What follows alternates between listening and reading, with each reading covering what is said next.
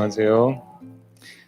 문화체육관광부가 주최하고 한국출판문화산업진흥원이 주관하는 인문 360 인문 포럼 그 세 번째 시간에 오신 여러분들 환영합니다. 저는 사회를 맡은 덕성여대의 장태순입니다.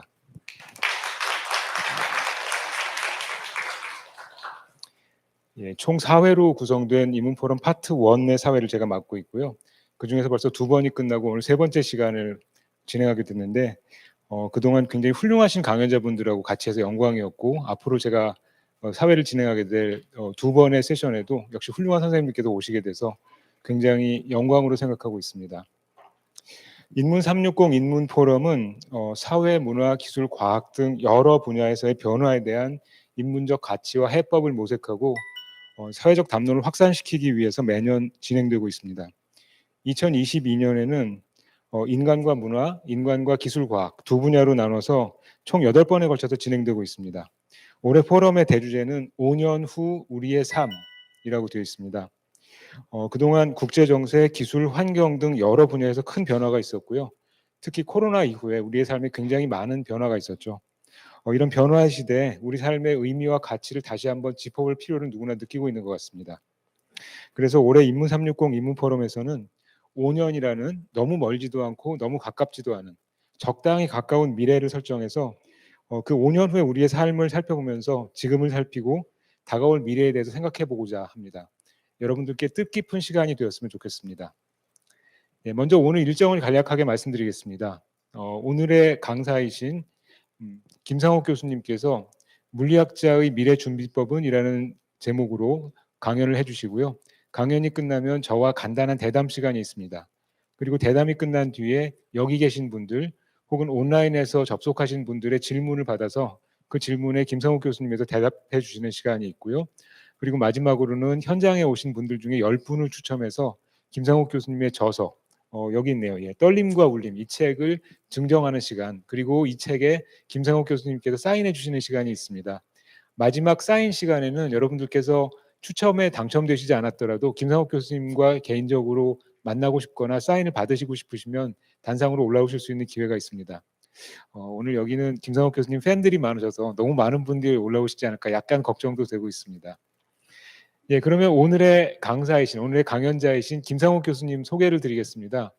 사실 소개를 드린다는 게 좀 죄송한데요. 김상욱 교수님 모르시는 분은 안 계실 거라고 생각합니다. 사실은 스타 과학자에 가까우시긴 한데요. 그래도 간단히 소개를 드리자면 한국과학기술원 카이스트 물리학과를 졸업하시고 같은 학교 대학원에서 물리학으로 박사학위를 받으셨습니다. 그리고 현재는 경희대학교 물리학과 교수로 재학 중이시고요. 물리학자로서는 양자물리, 그중에서 특히 중심물리라는 분야의 전문가이실 뿐만 아니라 여러분도 잘 아시듯이 대중과의 소통을 위해서 그동안 굉장히 많은 노력을 하셨고, 그 결과 여러분들께서 김상욱 교수님을 많이 아시고 사랑해 주시게 되었습니다. 그동안 쓰신 많은 책이 있는데요. 지금 여기에 있는 떨림과 울림 이외에도 김상욱의 과학공부, 김상욱의 양자공부라는 책이 또 되게 유명하고요. 과학하고 앉아있네라는 팟캐스트에서 나온 책 시리즈 중에서 2권을 또 양자역학에 관해서 써주신 게 있고요. 그 다음에 영화에 관한 책, 그리고 타이포그래피스트와 함께 쓰신 예술에 관한 책 등등 굉장히 다양한 책을 쓰고 계십니다. 제 개인적인 생각으로는 현재 우리나라 최고의 과학 커뮤니케이터이시기도 한 것 같고요. 물론 탁월한 과학자이시기도 하십니다. 오늘 김상욱 교수님의 강연 제목은 물리학자의 미래 준비법은인데요. 과학자는 5년 뒤의 미래에 대해서 어떻게 생각하고 있을까? 어떻게 준비하고 있을까? 어떻게 예상하고 있을까에 대해서 김상욱 교수님을 모셔서 들어보도록 하겠습니다. 그럼 김상욱 교수님을 박수로 환영해 주시기 바랍니다.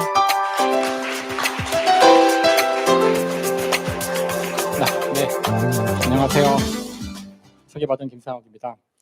제가 여러 차례 강연을 다녀봤지만 제 양력을 보지 않고 외워서 하시는 분은 처음 봤어요. 지금 깜짝 놀랐는데 책도 다 외우시고 어디 뭐가 있는 거 아니죠? 프롬프트 같은 게. 그래서 정말 감사드리고요. 스타 과학자라는 말은 좀 과장이신 것 같고, 그냥 많이 그 방송에 등장하는 과학자죠. 사실은 그 정도 의미가 있다고 생각하는데, 오늘 제 강연은 여기 이 인문 360 여기서 저한테 요청을 하신 주제로 지금 준비가 된 거고요. 미래에 대한 것이 주제라고 하셔서 제가 보통 물리학자의 질문법이라는 강연을 종종 하는데 약간 바꿔서 물리학자의 미래 준비법이라고 해봤는데요. 지금 5년 후 우리의 삶이라는 저 주제를 놓고 밑에 보니까 네 분의 연사, 저를 포함하여 네 분이 오셨는데, 보시면은 최재천 교수님하고 저하고 정동선 박사님, 또 한 분이 누구죠? 김유리 교수님. 그러니까 미래에 대한 이야기를 하는데 네 사람 중에 세 사람이 과학자예요.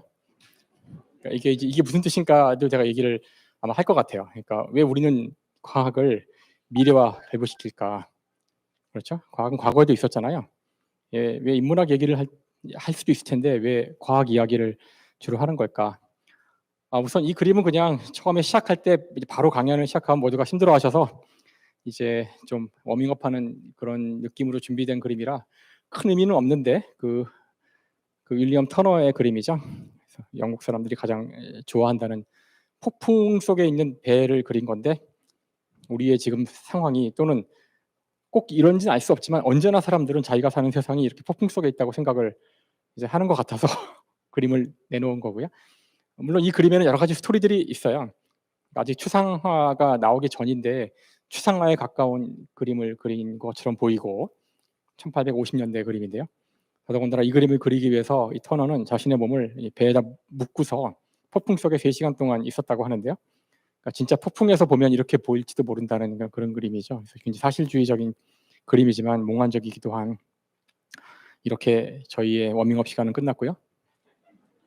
그래서 이제 이야기를 시작해 보면, 저는 언제나 좀 뜬금없이 얘기를 진행하는 스타일이어서 난데없이 공장 사진이 나왔는데요. 이 사진은 그 헨포드라는 미국의 지역에 있는 공장이고 흑백 사진이니까 1940년대의 사진입니다. 듀퐁은 아주 잘 알려진 화학 회사죠. 여기서 뭘 하고 있냐면은 이 그림에서 상당히 예상하기는 어려운데요.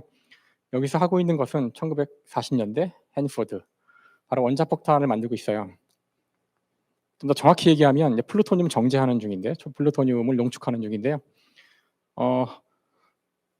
원자폭탄을 만드는 방법은 두 가지가 있죠. 우라늄이 있고 원료로 플루토늄이 있는데, 플루토늄 같은 경우는 화학적 방법으로 이게 농축이 되기 때문에 더 쉽게 농축할 수 있고요. 문제는 이제 이 안에 수많은 파이프들을 통해서 플루토늄이 이동해 다녀야 되기 때문에 저 물질은 절대로 새나가면 안 되겠죠. 그러니까 특별한 밀폐에 필요한 물질이 필요했고요. 그래서 이 당시에 원래 여기 있어야 하는 것은 화학식이 하나 있어야 되고요. 그 화학식은 테프론이라고 불리우는 화학 물질이에요. 테프론. 그래서 테프론이라는 그 물질은 저 밀폐제로 처음에 개발이 됐던 거죠. 그래서 새나가면 안 되는 저 플루토늄의 용액 상태의 물질을 완벽하게 차피하기 위해서 만들어진 건데, 막상 이걸 만들어 놓고 나니까 이거 뭐 여기저기 쓸데들이 많았고, 특히 제가 이제 오늘 전반부에 반복해서 이야기하겠지만 처음에는 이렇게 밀폐제를 만들었던 것이 나중에 예상 못했던 곳에 쓰이게 되는데요. 여러분은 이미 사진을 보셨기 때문에 이게 질의응답 상태는 아니지만 바로 테프론을 알루미늄 위에 코팅을 한 건데, 그러니까 테프론 온 알루미늄이죠. 그래서 이걸 줄여서 테팔이라고 불러요. 테팔. 그래서 1954년, 그러니까 전쟁이 끝난 다음에 원래는 전쟁 물자로 개발되었던 이 테프론이 민간에서 널리 쓰이는 프라이팬의 소재가 되었다. 자, 이것이 제가 오늘 이제 반복해서 이야기할 그 예제의 첫 번째 사례가 될 텐데요. 두 번째 사례는 또 이제 화학식이 나왔는데, 아까도 화학식이 있었으면 좋았을 텐데 뭐 관계는 없어요. 반복되는 구조예요. 탄소가 있고, 자세하게 설명 안 할게요. 하여튼 이거 보시면 벌써 그 막 화학에 대해서 그 알러지 반응이 있으신 분도 있고, 근데 어쨌든 탄소의 체인이 있고 아래 위에 다른 원자들이 붙어 있는 거예요. 이 녀석의 이름은 폴리아마 비닐리덴이고, 이 녀석도 특별한 용도로 개발이 됐는데, 그래서 이거는 그 전쟁 중에 방수 재료로 개발된 거예요.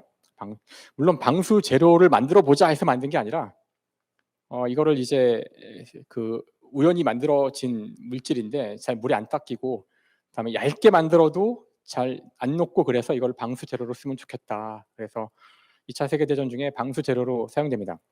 그래서 특히 미국 같은 경우 2차 세계대전의 많은 부분이 태평양에서 일본이랑 전투를 한 거였는데, 굉장히 습한 보시잖아요. 그래서 이제 요걸로 감쌌다가 전투전에 이거 풀었다가 뭐 이런 식으로 사용했다고 하더라고요.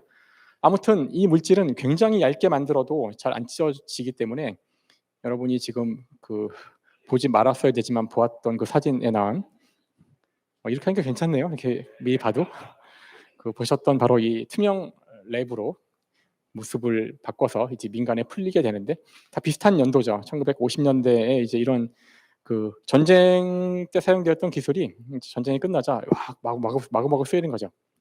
실제 우리 시대에 많은 것들이 2차 세계대전 때 만들어진 거거나 그때 프로토타입이 만들어진 것들이 아주 많아요. 전쟁 때가 되면 그 인간들이 정말 미친 듯이 모든 자원을 그 이런 데 쏟아붓기 때문에 그렇죠. 평소 같으면 개발하지 않은 것들이 개발됩니다. 지금 이제 앞으로도 제 예상에는 이렇게 순서가 뒤죽박죽이 될 것 같거든요. 그러니까 너무 당황하지 마시고요. 제가 적절하게 얘기를 할 테니까. 그래서 예, 아무리 있어도 닦이지 않는 물질이었다고 제가 했죠. 자, 이거는 그 폴리에틸렌이라 그래서 가장 단순한 구조예요. 사실 화학을 아시는 분들은 알아야 할 수밖에 없기 때문에 이거는 이제 절연 물질로 쓰인 건데요. 보시는 것처럼 절연 물질이 필요한 이유는 이제 전기, 즉 전자 장비들이 2차 세계대전 때 대규모로 쓰입니다. 1차 세계대전과는 비교가 안 되는 만큼의 양들이 사용하게 되는데 예를 들어 무전기 뭐 이런 거죠. 그 뭐 레이더도 그렇고요. 그래서 전자장치들에는 반드시 피복이 필요한데 물론 고무를 쓰면 돼요. 근데 2차 세계대전 때 고무는 이제 전략 물자였어요. 타이어를 만들어야 되기 때문에. 그래서 이제 독일도 그 타이어를 그 고무를 수입해 올 수 있는 곳이 없었기 때문에 자체로 화학 고무를 만들잖아요. 그래서 고무를 여기까지 쓰기는 쉽지 않았고 그러니까 절연체로 쓰일 만한 물질을 개발해야 했었고요. 그때 개발된 게 폴리에틸렌이죠. 근데 이거는 전쟁 끝나고 이것도 널리 쓰이게 되는데 이 녀석은 또 다른 특징이 단단해요. 크게 만들면은 여러 가지 그러니까 내구성 때문에 여러 가지 물질을 만들 수 있다는 걸 알게 돼요. 그래서 전쟁이 끝나고선 두루두루 쓰이는데요. 어이쿠 이거 먼저 나왔구나. 이건 조금 예. 그래서 이제 얼터퍼라는 이제 과학자가 온갖 물건을 만들어 보는데 방독면, 신호등. 근데 이건 이제 전쟁이 끝난 다음에 풀려서 정말 사람들이 좋아하는 물질이 되죠. 바로 플라스틱입니다. 플라스틱. 그래서 사실 플라스틱은 물론 이 그 화학의 역사를 살펴보면 정확히는 플라스틱이 처음 발견된 건 1933년이라고 하고 39년은 이제 특허인데 뭐 지금 뭐 그 역사가 중요한 건 아니니까요. 그래서 대충 얘기해서 39년 정도에 만들어진 물질이라고 보신다면 사실 이 지구상에 그 이전에 존재하지 않았던 물질이라고 볼 수도 있는 거죠. 이처럼 그 전쟁 중에 개발된 많은 과학 기술이 전쟁 이후에 뜻하지 않은 곳에 쓰이게 되었다는 이야기예요. 지금까지는. 자, 이게 뭘 의미할까요? 물론 아직은 약간 그 비약하는 느낌도 있지만 과학기술의 미래를 과학기술 그 기술이 만들어진 당시에 예측하기는 아주 쉽지 않다. 네, 사실 플라스틱은 벌써 한 단계 이용된 건데 이때도 여전히 미래를 예측하기가 쉽지 않은데 무슨 뜻이냐면은 사람들이 플라스틱을 너무 좋아했죠. 이렇게 좋아할 거라고는 예상을 못했을 거예요. 얼터퍼도 못했을 거예요. 좋아하다 못해서 이제는 우리가 그 이 지구가 플라스틱으로 뒤덮일지를 모른다는 걱정을 해야 될 만큼 이것도 역시 플라스틱이 민간에 풀릴 때 예상하지 못했을 미래라고 생각해요. 전형적으로 반복되는 이야기들인데요. 플라스틱은 이렇게 암울한 이야기가 있다고 치고 첫 번째 이야기한 테프론은 아름답게 끝난 것 같은데 정말 아름다울까 하는 건데요. 테프론에도 아름답지 않은 미래가 기다리고 있어요. 테프론을 만들려면은 그 선고 물질이 하나가 필요한데 PFOA라는 물질이죠. 저 물질을 만드는 과정에서 벌써 이 암울한 이 포스터를 보시면 아시겠지만 이 암울한 이야기를 다룬 라는 영화예요. 다크 워터스라는 영화인데 보시면 유명한 사람들이 많이 나오는데 많은 분들이 잘 안 보신 영화인 것 같아요. 앤 해서웨이도 나오고 하는데요. 그러니까 예상하실 수 있지만 이게 듀퐁에서 만들어진 물질이었잖아요. 처음에 기억하시죠? 그래서 이거를 만드는 과정에서 이런 게 필요한데 이게 독극물이고 문제는 저거를 이제 제대로 관리 안 한 거죠, 듀퐁이. 그래서 누출이 되고 뭐 아주 흔한 스토리예요. 20세기에 저희가 많이 들었던 스토리고 그것 때문에 사람들이 아파서 죽어가고 하는데도 대기업 듀퐁은 그걸 덮으려고 그러고 그걸 밝히기 위해서 어떤 의로운 변호사가 나와서 이거를 자기 일생을 걸고 소송을 걸고 뭐 이런 스토리예요. 아무튼 이 테프론이라는 물질이 사실은 되게 유독할 수 있는 물질이죠. 여기 아마 화학을 하시는 분들은 이걸 딱 보는 순간 불길한 느낌이 드는 이게 원자거든요. 불소라는 원자인데 사실 극악한 그 전기 음성도가 제일 강한 반응성이 굉장히 강력한 그런 원자죠. 그래서 저게 참 이렇게 안정화하게 돼 있다는 게 참 놀라운 물질인데 어쨌든 이 논쟁이 있은 다음에 사실 사람들이 이제 테팔 같은 거 써도 괜찮은가 이런 논쟁도 있었어요. 정확히 얘기하면 아직 완벽하게 안전하다고는 얘기는 안 하는 것 같은데 그렇다고 위험하다고도 얘기 안 하는 상황이라고 보시면 되는데요. 온도가 충분히 높지 않으면 괜찮다고 하더라고요.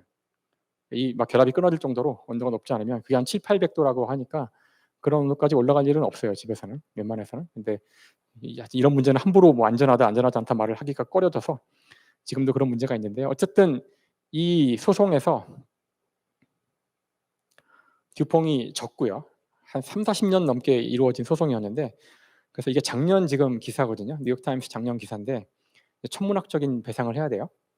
그래서 아마 사람 한 사람당 지금 뭐 몇백억 이렇게 돈이 나갈 것 같은 상황인데 몇천 명이 지금 소송을 건 상태고요. 그래서 듀퐁은 돈만 날린 게 아니라 지금 회사의 이미지가 실추돼 가지고 아마 이런 미래를 예상하지 못했을 것 같아요. 듀퐁도. 자, 지금까지 제가 소개한 물질들은 다 이런 공통점을 가지고 있는데 이 물질은 모두 다 탄소의 1차원 이런 구조물에 아래 위에 다른 종류의 원자들이 붙어 있는 거죠. 저런 원자들이 붙어 있는 거죠. 이 구조가 화학을 배운 사람들은 아주 익숙한 구조인데 바로 우리 몸을 이루는 원자들과 관련이 있어요. 그래서 여기 보시면 지방, 탄수화물 이런 거랑 관계가 있죠. 뿐만 아니라 폴리에틸렌은 사실 탄소가 주르륵 있고 아래 위에 수소가 쫙 달린 건데 만약에 저 탄소가 8개에서 끝났으면 옥탄이라고 불리우는 건데요. 이게 바로 가솔린의 분자 물질 중에 하나입니다. 그러니까 가솔린은 여러 가지 분자들의 집합체인데 그중에 상당히 많이 들어있는 것이 옥탄이죠. 그러니까 딱 보시면 아 가솔린, 그러니까 탄소에 수소가 이렇게 있는 것들이 이게 잘 타는 거라는 걸 알 수가 있는데 이 구조가 여기서 온 거죠, 사실은. 그러니까 이게 무슨 뜻이냐면은 저 석탄, 석유, 그러니까 석유 저런 것들이 사실은 살아있는 생명체에서 왔다는 뜻이에요. 우리 몸을 이루는 게 바로 지방, 탄수화물 이런 거잖아요. 그래서 우리 모두 이젠 알고 있지만 석유나 석탄은 그 한 3억 년 전쯤 지구에 살았던 생명체, 그러니까 식물이나 곤충이 죽어서 쌓인 겁니다. 생명의 물질들이에요. 그래서 이런 것들은 잘 탑니다. 탄소, 이제 탄화수소 물질들인데요. 다음에 따라서 이것들은 석유화학공업에서 만들어진 거고, 그러니까 20세기에 와서야 우리가 알게 된 것들이죠. 그래서 이것들의 공통으로 들어있는 게 바로 탄소인데, 물론 탄소는 생명의 원자라서 굉장히 좋은 이미지여야 되는데 오늘날 우리에게 탄소는 이제 없애버려야 될 탄소 제로, 탄소를 싫어하는 그런 세상까지 왔는데 왜 그렇게 되는지 모두 아시죠? 바로 그 이유는 이 반응 때문에 그렇습니다. 그래서 이건 중학교 때 배우나요? 고등학교 때 배우나요? 기억도 잘 안 나네요. 이것만큼 중요한 반응은 없기 때문에 여기 지금 저 탄화수소의 대표 하나 뽑은 건데요. 가장 단순한 거. 탄소 하나에 수소가 4개 있는 메탄이라고 불리는 분자예요. 그것이 산소와 결합하는 건데요. 그러면은 여기서 위에 거를 이제 그러니까 저희 다시 재배치해야 되는데 다시 재배치하면은 아래가 나와요.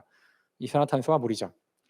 그래서 이 과정에서 열이 나옵니다. 이 과정에서 왜 열이 나오는지는 이제 여러분 화학 공부하셔야 알 수 있어요. 열이 나온다는 뜻은 이게 좀 또 쉽게 얘기하면 불이 붙었다는 뜻이에요. 그러니까 이걸 우리가 연소 반응이라고 하는데 이게 바로 석유가 타거나 석탄이 탈 때 불이 붙고 에너지가 나오는, 열이 나오는 이유죠. 근데 이걸 제가 또 하나 이야기하는 이유는 이것이 바로 여러분이 숨 쉴 때 벌어지는 일이에요. 여러분이 숨을 쉴 때 한번 의문을 가져보신 적이 있지 않을까? 왜 나는 산소를 들이마시고 왜 이산화탄소를 내뱉을까? 왜냐하면 산소를 들이마셔서 여러분이 아까 저녁 때 먹은 저 음식물 여기 있죠? 이거를 태워야 되거든요. 타고 나면 최종적으로 이산화탄소와 물이 나오는데 물은 어차피 몸에서 흡수되고 요거는 필요 없기 때문에 내보내죠. 숨을 내쉴 때 내보내는 거죠. 이것이 바로 우리가 호흡을 일으키는 것인데 이 반응이 일어나는 곳이 우리 미토콘드리아, 세포 전체에서 일어나는 일이고요. 세포 전체에 산소를 줘야 되기 때문에 산소는 위험한 분자라서 저거를 특수 호송 열차에 태우죠. 그게 이제 그 헤모글로빈에 태워서 철을 산화시키는 방식으로. 그래서 피가 빨간색이에요. 그러니까 지금 별거 얘기 안 한 것 같지만 이것이 사실은 여러분이 피를 빨갛게 흘리고 숨을 쉬고 살아가는 핵심적인 반응을 이야기하는 거고, 정확히 이 반응으로 자동차가 굴러가고 전기가 만들어져요. 따라서 이걸 안 하겠다는 얘기는 살지 말자는 얘기죠. 예. 세상이 굴러가지 말자는 얘기예요. 여기서의 핵심은 바로 이 이산화탄소고, 이것이 제가 어릴 때는 별로 위험한 물질이 아니었는데 지금은 지구의 미래를 가장 위협하는, 저희가 5년 후를 얘기하는데 5년은 아닐지 모르지만 적어도 50년 후에는 이것 때문에 어떻게 될지 알 수 없는 그런 물질이죠. 바로 기후 위기를 일으키는, 저는 옛날에 처음에 이 얘기를 들었을 때 믿지 않았는데 지구같이 거대한 이 행성의 표면이 인간의 활동으로 온도가 올라간다는 건 믿기 어려운 얘기였어요. 저한테도 좀 계산해봐도 말이 안 되는 것 같은데, 이제는 그런 메커니즘이 아니라는 걸 그때는 착각을 한 건데, 이산화탄소가 조금 더 많이 생겨서 지구로 들어오는 태양 에너지를 좀 더 가두어서 이제 그것 때문에 온도가 변하는 거죠. 그러니까 태양에서 오는 에너지 이런 건 이제 지구과학적 규모의 에너지이기 때문에 그런 일이 일어날 수 있어요. 그래서 제가 한 이야기들을 다시 종합해 보면, 처음에 산업혁명이 시작될 때, 석유, 석탄을 캐기 시작할 때, 저런 화학 반응들을 이용할 때 기후 위기를 예상했을까요? 사실 20세기에도 예상 못했어요. 200년이나 이걸 사용하면서 예상한 적이 없으니까 다시 한번 이야기할게요. 그래서 과학기술에서 미래 예측이 얼마나 어려운지를 다시 한번 보여주는 겁니다. 예측은 성공한 적도 없고 예측을 제대로 한 적도 없고, 지금까지 과학기술 역사는 언제나 그랬어요. 왜 그럴 수밖에 없냐면은 이런 새로운 과학기술은 그 이전까지 존재하지 않았거든요. 이게 다른 종류의 미래 예측과 다른 점이, 플라스틱은 존재한 적이 없는데 어떻게 알겠어요? 무슨 일이 벌어질지. 석탄, 석유는 존재한 적이 없는데 19세기 이전에는 이게 무슨 일을 일으킬지 그때 가봐야지 아는 겁니다. 그래서 이것이 과학기술이 우리에게 미래를 예측하기 어렵게 만드는 요인 중에 하나죠. 한 가지만 더 예를 들게요. 충분히 예를 든 것 같긴 하지만 이 스푸트니크 1호 1958년, 지금의 러시아죠. 구소련에서 발사한 인공위성이고요.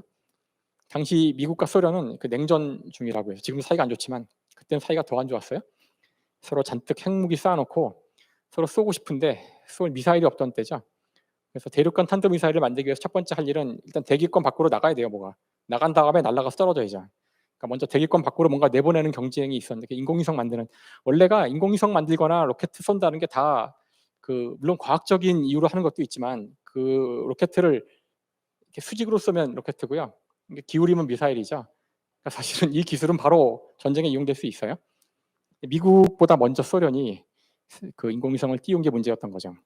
당시 미국은 과학에서 소련을 아주 앞서 있다고 확신하고 있었기 때문에 소련이 먼저 인공위성을 쏘아 올리자 큰 충격을 받게 돼요.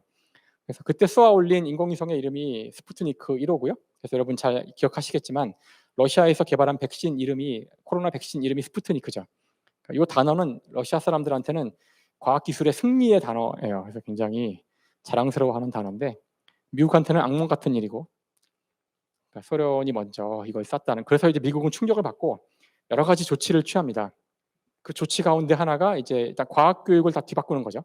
중고등학교 과학 교육을 완전히 뒤바꿔서 교과서 새로 만들고 10년 뒤에는 앞지르겠다는 거죠. 그리고 이제 여러 가지 기관들도 만들고 뭐 예산도 정비하고 하는데요. 오늘 소개할 것은 그 중에 이겁니다. 다르파. 지금은 다르파고 당시에는 아르파였어요. 지금은 모든 거에 디펜스가 붙는데 지금 한번 여러분이 이 홈페이지 가보시면 여기 뭐 하는 데인지 알 수 있어요. 여기서 제가 한 10년 전에 벌써 드론으로 만들어진 로봇 편대 같은 거를 처음 봤는데, 지금 들어가면 아마 제가 최근에 보니까 모기만한 크기의 로봇을 만들었다고 막 홍보하고 있더라고요. 그러니까 뭐 하는 건지 아시겠죠? 모기만한 로봇가 하는 일은 요인 암살하거나 도청하는 거예요. 그러니까 그런 걸 만드는 곳이에요. 전쟁 관련된 최첨단 기술을 만드는 미국의 대표적인, 그래서 여기 뭐 이공계 분들은 다 잘 아는 곳이죠. 그래서 나중에 비밀 해제된 1977년에 해제된 아르파넷이라는 것인데요. 이게 뭔지 이 그림 가지고 아실 수가 없을 것 같은데, 이건 이제 비밀 프로젝트인데 당시 아르파에서 했던, 그러니까 아르파의 넷이죠. 네트워크예요. 이거의 목적은 뭐냐면은, 만약에 소련이 미국을 향해서 핵무기를 한꺼번에 한 500개를 쐈어요. 미국은 어떻게 할 거냐? 일단 날아오는 미사일을 막아낼 기술은 현재 없었으니까 그 당시에 그게 다 떨어질 텐데, 그 한 방의 공격으로 미국의 모든 정보 체계가 또는 지휘 체계가 망가진다면 미국은 끝장나는 거죠. 그러니까 그게 떨어져도 미국이 다시 반격할 수 있는 지휘 체계를 보존해야 되는데 그렇게 하려면은 미국의 주요한 정보들을 한 군데 모아놓으면 안 되고 여기저기 분산해야 된다는 거예요. 그렇죠? 그 몽땅 다 펜타곤에 있으면은 거기 한 핵미사일 2개만 떨어지면 끝장이죠. 그래서 미국 전역에 흩어놓고 그것들이 의미가 있으려면 서로 동기화시켜야 되죠. 끊임없이 동기화시켜야 되는데 지금은 당연한 개념이지만 당시는 컴퓨터가 건물에 하나씩 있거나 방에 하나씩 있을 텐데 이것들을 다 와이어로 연결을 하고 그다음에 그 와이어를 통해서 정보를 계속 이동시켜서 이쪽 컴퓨터의 정보가 저쪽 컴퓨터로 넘어가게 도대체 어떤 방식으로 하면 저 전선을 따라 컴퓨터의 데이터가 이동할 수 있을까? 이런 걸 연구하는 거죠. 그래서 주로 대학을 중심으로 이 연구가 진행이 됐고요. 용역을 받아서 지금도 그렇지만 그래서 첫 번째로 이제 신호가 가는데 그때는 단지 한 컴퓨터에서 다른 컴퓨터로 신호가 가는지를 테스트하는 거예요. 정보가 가는지를. 그래서 UCLA에서 스탠포드로 신호를 보냈는데 그 신호가 역사상 처음으로 간 신호죠. LOGIN, 로그인이라는 신호가 갔고요. 네트워크가 불안정해서 GIN은 못 갔어요. LO가 인류 역사상 최초로 전달된 그 신호인데 네트워크를 통해 전송된 정보인데 이 날짜가 1969년 11월 21일. 왜 이 날짜까지 이야기하냐면은 바로 이 날이 인터넷이 탄생한 날입니다. 아르파넷을 오늘날 우리는 인터넷이라고 불러요. 그래서 아르파넷이 이걸 써보니까 대학들이 너무 이게 좋은 거예요. 이거를 쓰지 않던 때로 돌아갈 수가 없어요. 그래서 국방부에 요청을 해서 이거 우리 줘. 공짜로 줘라. 그리고 너희 돈 많으니까 하나 만들어. 그래서 국방부는 따로 네트워크를 만들고 이제 이건 민간에게 푸는데 이게 좋으니까 이제 미국의 모든 연구소 대학들이 다 들러붙기 시작하고 이 네트워크에 나중에는 이게 이제 태평양을 건너고 대서양을 건너서 이제 우리나라까지 와서 인터넷이 된 거죠. 하지만 이 당시 사용하던 인터넷은 주로 텍스트 기반의 텍스트들이 움직이는 공간이라 일반인들이 사용하기에는 좀 무리가 있는 거였어요. 제가 대학원 때도 인터넷을 쓸 때 다 텍스트 기반으로 아직 일반인들은 인터넷이 뭔지 모를 때였죠. 제가 1990년대 초에 90년대 대학원 다녔을 때요. 일반인들은 그때 PC 통신이란 걸 했었어요. 전화선을 이용하는 걸 했었고요.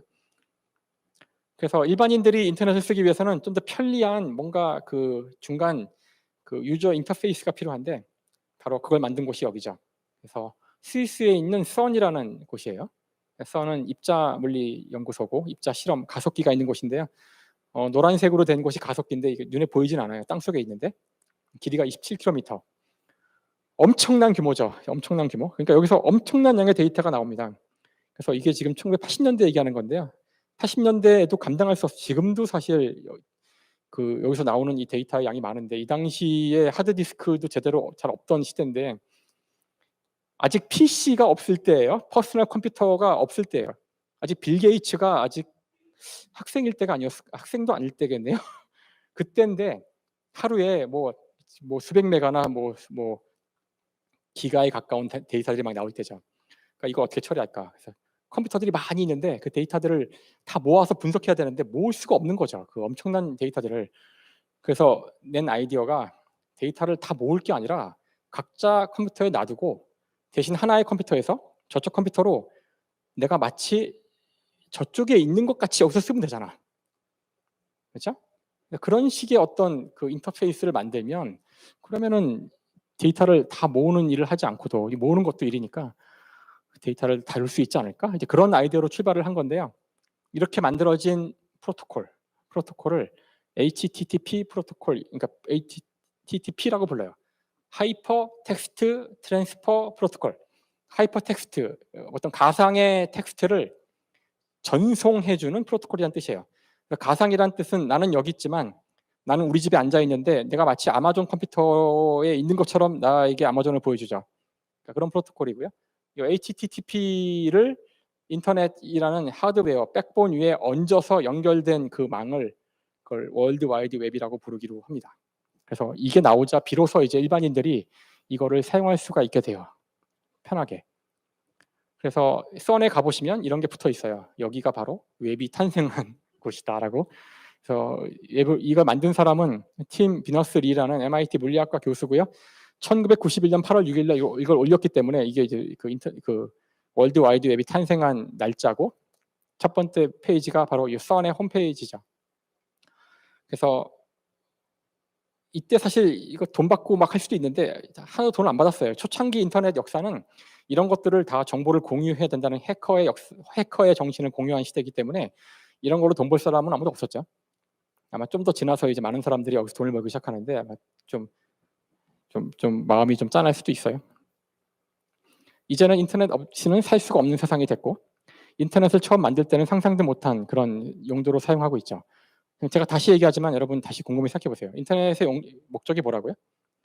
동시다발적 핵 공격에 데이터를 보존하기 위해서 만든 원자 시스템입니다.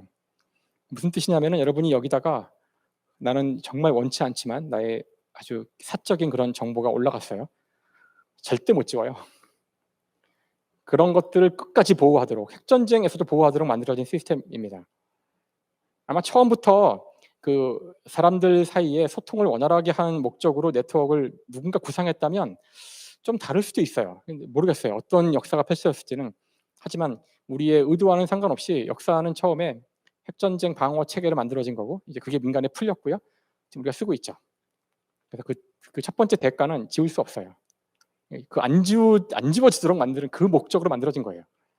다시 이야기하지만 과학기술의 미래를 알기는 거의 불가능한데 그래서 반복되는 이야기를 종합해 보면 저에게 5년 후의 삶을 말해달라고 저를 부르신 것 같지만 제가 언제나 이렇게 뒤통수를 치는데 그 일가견이 있잖아요. 미래 예측이 어려운데 왜 어려운지를 이제 얘기하겠다는 거죠. 사실 인류의 역사는 변화가 크게 있지 않았어요. 언제나 보면은 여러분이 조선시대에 태어났으면은 조선시대 전기겠죠? 태어날 때 세상 모습이랑 죽을 때 모습이 크게 달라지지 않았을 거예요. 아버지가 살던 모습 보면은 뭐 웬만한 일이 없으면은 나도 아버지처럼 살다가 죽습니다.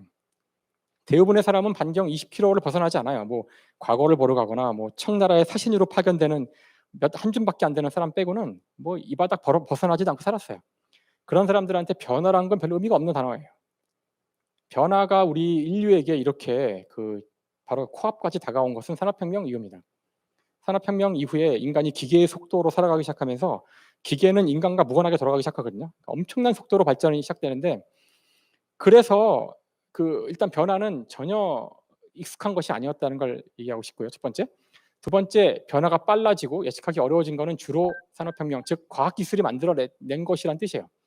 지금의 우리의 변화를 추동하고 있는 것도 다 대부분 과학기술입니다. 그래서 5년 후 미래의 삶에 4명이 왔는데 3명이 과학자인 거죠. 그래서 지금 우리가 걱정하는 미래는 대부분 과학기술이 만들어내고 그걸 이제 인문학이 어떻게 이거를 수용하고 생각할지 대부분 그런 식의 문제들이에요. 이거는 역사가 길지 않아요. 잘해야 200~300년밖에 우리나라는 150년 잘해야 200년이 채 되지 않은 그런 문제입니다. 인류는 지난 수천 년 동안 변화를 잘 모르고 살았어요. 정치적 변화는 있었겠죠. 근데 이런 사회적 거대한 변화들, 문명의 변화는 빠르게 오는 것도 아니고 흔히 오는 것도 아니었죠. 그래서 이 어슐라 르긴이라는 사실 이 미래에 대해 가장 잘 아는 사람들은 특히 지금과 같은 과학기술이 미래를 추동하는 시대에는 SF 작가들이 가장 미래를 정확히 알 확률이 커요. 내지는 모든 가능성을 여기서 볼 확률이 큽니다. 뭐 메타버스는 1970년대 예상이 됐잖아요. 웬만한 건 다 SF에 있습니다. 그러니까 아이들한테 미래를 보게 해주고 싶으신 분들은 SF 보라 그래야 돼요. 미래를 예측하는 사람에는 세 부류가 있다. 예언가, 이들은 공짜로 예언을 한다. 점쟁이, 이들은 돈을 받는다. 마지막으로 미래학자, 이들은 월급을 받는다. 제가 지금 미래학자를 막 폄훼하고 싶어서 쓴 글이 아니에요. 저도 이분들을 존경하고 다음에 미래학자가 필요합니다. 우리에게 그 숏텀 미래를 대비해야 되기 때문에 제가 뭘 얘기하고 싶은 거냐면은 미래에 대해서 예측, 특히 확신을 가지고 예측하는 사람들을 조심해야 된다는 얘기예요. 왜냐하면 모르니까. 과학기술의 미래는 한 번도 제대로 예측된 적이 없어요. 역사상. 그걸 극명히 보여주는 그림이죠. 1900년에 그려진 그림이고 2000년의 세상이라는 부제가 달려있죠. 그러니까 100년 후의 세상 이런 그림들 많이 보시잖아요. 보시면 지금 고래가 잠수함 끌고 있는 건데 어이가 없죠. 근데 대단히 이건 그럴듯한 예상이죠. 1900년의 사람들이 봤을 때에는 도시에 움직이는 건 다 마차인데 물론 내연기관 자동차가 있었지만 고장이 자주 났어요. 고장이. 사람들이 되게 두려워했다 그러죠. 차에 치여 죽는 그런 사건이 역사상 없었는데 기계에 부딪히고 죽는 사람이 생기니까 되게 두려워하고 그랬었어요. 그런 시대에 물속을 내연기관 잠수함 타고 간다고? 미친 짓이죠. 그러니까 잠수함을 만든다 그러면은 이 일을 해야겠으면 먼저 고래를 교육시키거나 고래를 키우는 그런 기업이 있으면 거기 투자를 주식을 사거나 정부에서도 고래의 생태를 연구하는 과학자들에게 연구비를 줘야 되겠죠. 하지만 이 그림이 진짜 안타까운 거는 불과 이 그림이 그려지고서 17년이 지나고 나면 1917년 독일은 무제한 잠수함 작전으로 미국 상선을 격침시키는 바람에 미국이 참전. 즉 불과 17년 뒤에 이 그림이 그려진 프랑스의 적국이었던 독일이 엄청나게 많은 내연기관 잠수함으로 전세를 뒤바꾸려고 하는 그런 일이 벌어져요. 불과 17년 뒤의 세상도 예측 못한 거죠. 우리가 지금 듣고 있는 얘기들이 이런 얘기일 확률이 대부분일 텐데, 왜냐하면 여러분들이 듣고서 고개를 끄덕이는 거는 어차피 알아서 듣지 않아도 되는 이야기거나 이런 이야기일 확률이 커요.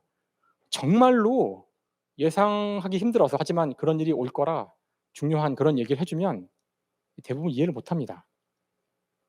아니라고요? 여러분 들으면 이해할 수 있을 것 같다고요? 이거 예상한 사람은 없었거든요. 물론 그러니까 들고 다니는 전화기는 이미 옛날에 예상을 했고 1970년대에는 화상 전화기도 만들어졌어요. 사람들이 안 썼어요. 좋아하지 않았어요. 여러분 모르는 사람한테 화상 통화하면은 좋아하실까요? 이거 미친놈 아니야? 그러겠죠? 그렇죠? 그러니까 화상 전화가 처음 나왔을 때 좋아하지 않았어요. 1970년대 만들어진 건데 사람들끼리 연결된다는 게 어떤 의미인지를 정확히 이해하기 힘들었기 때문에 이게 중요하다고 생각도 안 했을 거예요. 상상을 했을지는 모르지만 스마트폰을 예를 들어보면 제가 스마트폰을 나온 지 꽤 오래 지난 다음 사거든요. 저 같은 물리학자는 저런 거 남들이 산다고 안 사요. 성격이 까칠해가지고 제가 납득을 해야 사는데 스마트폰을 보고서 첫 번째 드는 생각이 이거는 일단 기본적으로 전화기고 인터넷이 연결된 컴퓨터인데 들고 다니는 거고 손가락으로 제어하는 거예요. 끝. 그러면 여기서 중요한 질문은 내가 어차피 집엔 컴퓨터가 있으니까 인터넷에 연결된 그다음에 사무실에도 있고 사무실과 집 사이를 이동하는 그 중간에 인터넷이 연결된 컴퓨터가 필요한가 이런 질문이에요. 저한테는. 그거에 대한 저의 답은 필요 없어. 책 보지 뭐. 그때까지 내가 보면서 살아야 될까? 내 인생을? 안 샀어요. 근데 사방에서 저보고 사라고 너 이거 안 사면은 안 될 거라고 막 자꾸 그래가지고 이제 그 엄청난 시달림에 빨리 뭐 카톡을 들어오라는 등 난리 쳐가지고 할 수 없이 샀는데 제가 사고서 한 달이 되지 않아서 제가 완전히 오판했다는 걸 깨달았죠. 이거는 단순히 그러니까 인터넷이 연결된 컴퓨터가 아니고 나의 제2의 뇌고 다른 사람들과의 소통하는 채널이라는 거를 이해하는데 좀 시간이 걸렸어요. 그러니까 여러분은 이 기계를 보고도 사실 모를 수 있어요. 이게 의미가 뭔지를. 인터넷이 없는 1980년대로 돌아가서 여러분 지인들한테 이거 투자라고 보여주고 설명을 해도 이해 못할 겁니다. 이해 못해요. 이게 왜 이렇게 중요한지를 이해하기 힘들어요. 저는 봐도 이해가 안 됐는데 심지어 이게 중요하다고 지금은 모두가 알지만 저 지금 기억이 생생한데요. 유튜브 처음 나왔을 때 자기가 자기 영상 찍어 올리는 사이트가 얼마나 갈까? 그렇죠? 이게 과연 수익 모델이 뭐지?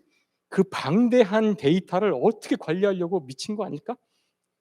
근데 이게 지금은 전 세계 미디어 산업을 박살내고 있잖아요.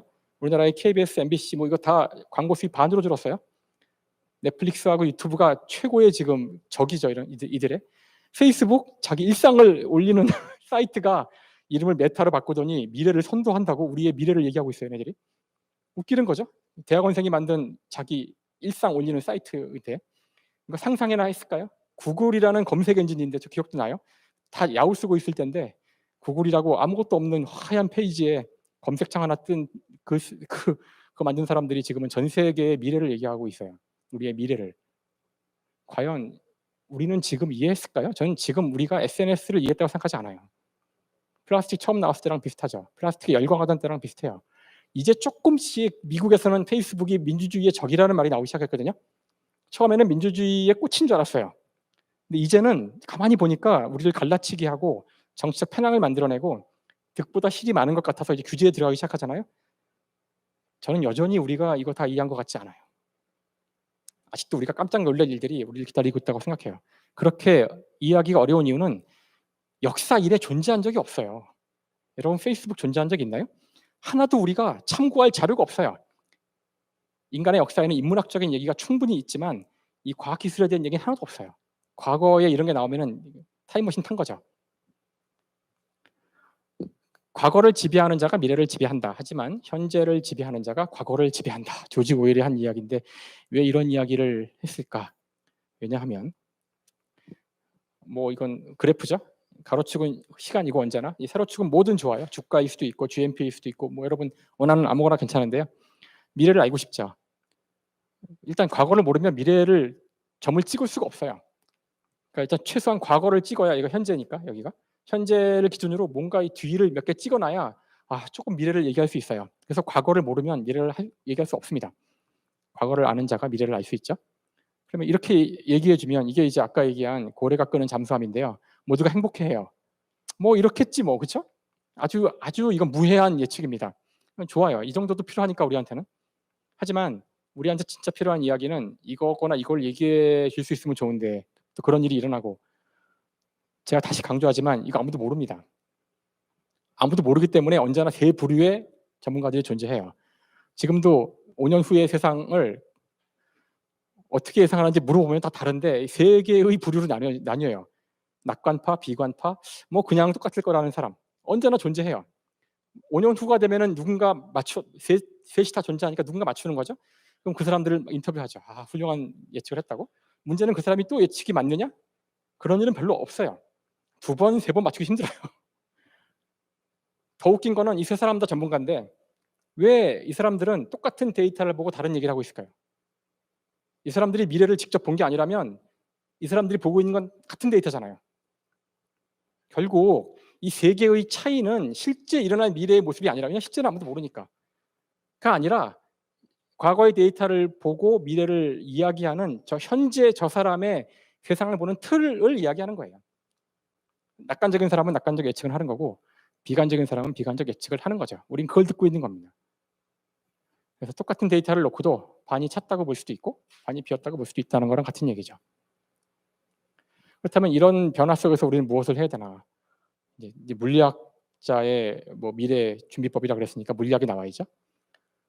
변화를 예측하는 게 너무나 힘들다면 무엇을 할 수 있을까? 이제 이렇게 질문을 바꿔야 되는 거예요. 여전히 여러분이 그래도 변화를 알고 싶다. 변화를 알면 정말 대박을 치겠죠. 어디 땅값이 오를지 알면 대박을 치겠지만 그걸 알아야겠다고 모든 자원을 총동원해서 예측하겠다 그러면 이건 어리석은 짓이라는 거예요. 그럴 때 할 수 있는 것은 물리학자들이 쓰는 방법이죠. 에너지 보존 법칙.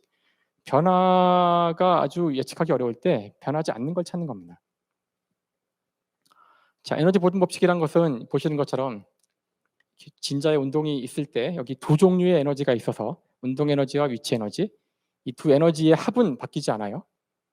에너지의 형태만 바뀔 뿐. 그래서 절대로 저 시작한 빨간 선 위로 올라갈 수 없어요. 저 위로 올라가면 에너지가 더 얻어지는 것이기 때문에 그래서 물리학자들은 이런 실험을 아주 스스럼 없이 겁도 없이 할 수 있어요. 저게 턱에 맞으면 턱이 깨지겠지만 시작한 점 이상으로 절대 올라오지 않거든요. 에너지 보존 법칙. 하지만 사람들이 워낙 물리학자를 싫어하니까 이제 이런 짤들이 돌아다니는데 꼴 보기 싫은 물리학자를 왜 이걸 좋아하시죠? 불행한 물리학자의 모습을 보는 게 그래서 한번 이거 눌러주세요. 지금 보신 것처럼 그 진자의 운동은 너무나 단순한 운동이기 때문에 예측이 가능한데 이렇게 움직이죠.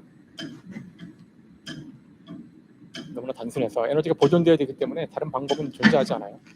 하지만 중간을 이렇게 빼버리면 이중진자라고 불리는 건데요. 이공계를 혹시 나오신 분들은 왜 우리는 이 2개짜리를 안 배웠을까 한번 질문을 해보신 적이 있나요? 왜 안 배웠냐면은 예측이 안 되거든요. 2개만 돼도 예측 못해요. 그래서 2개를 배웠다는 기억이 나시면은 조금만 이렇게 하라고 나오죠.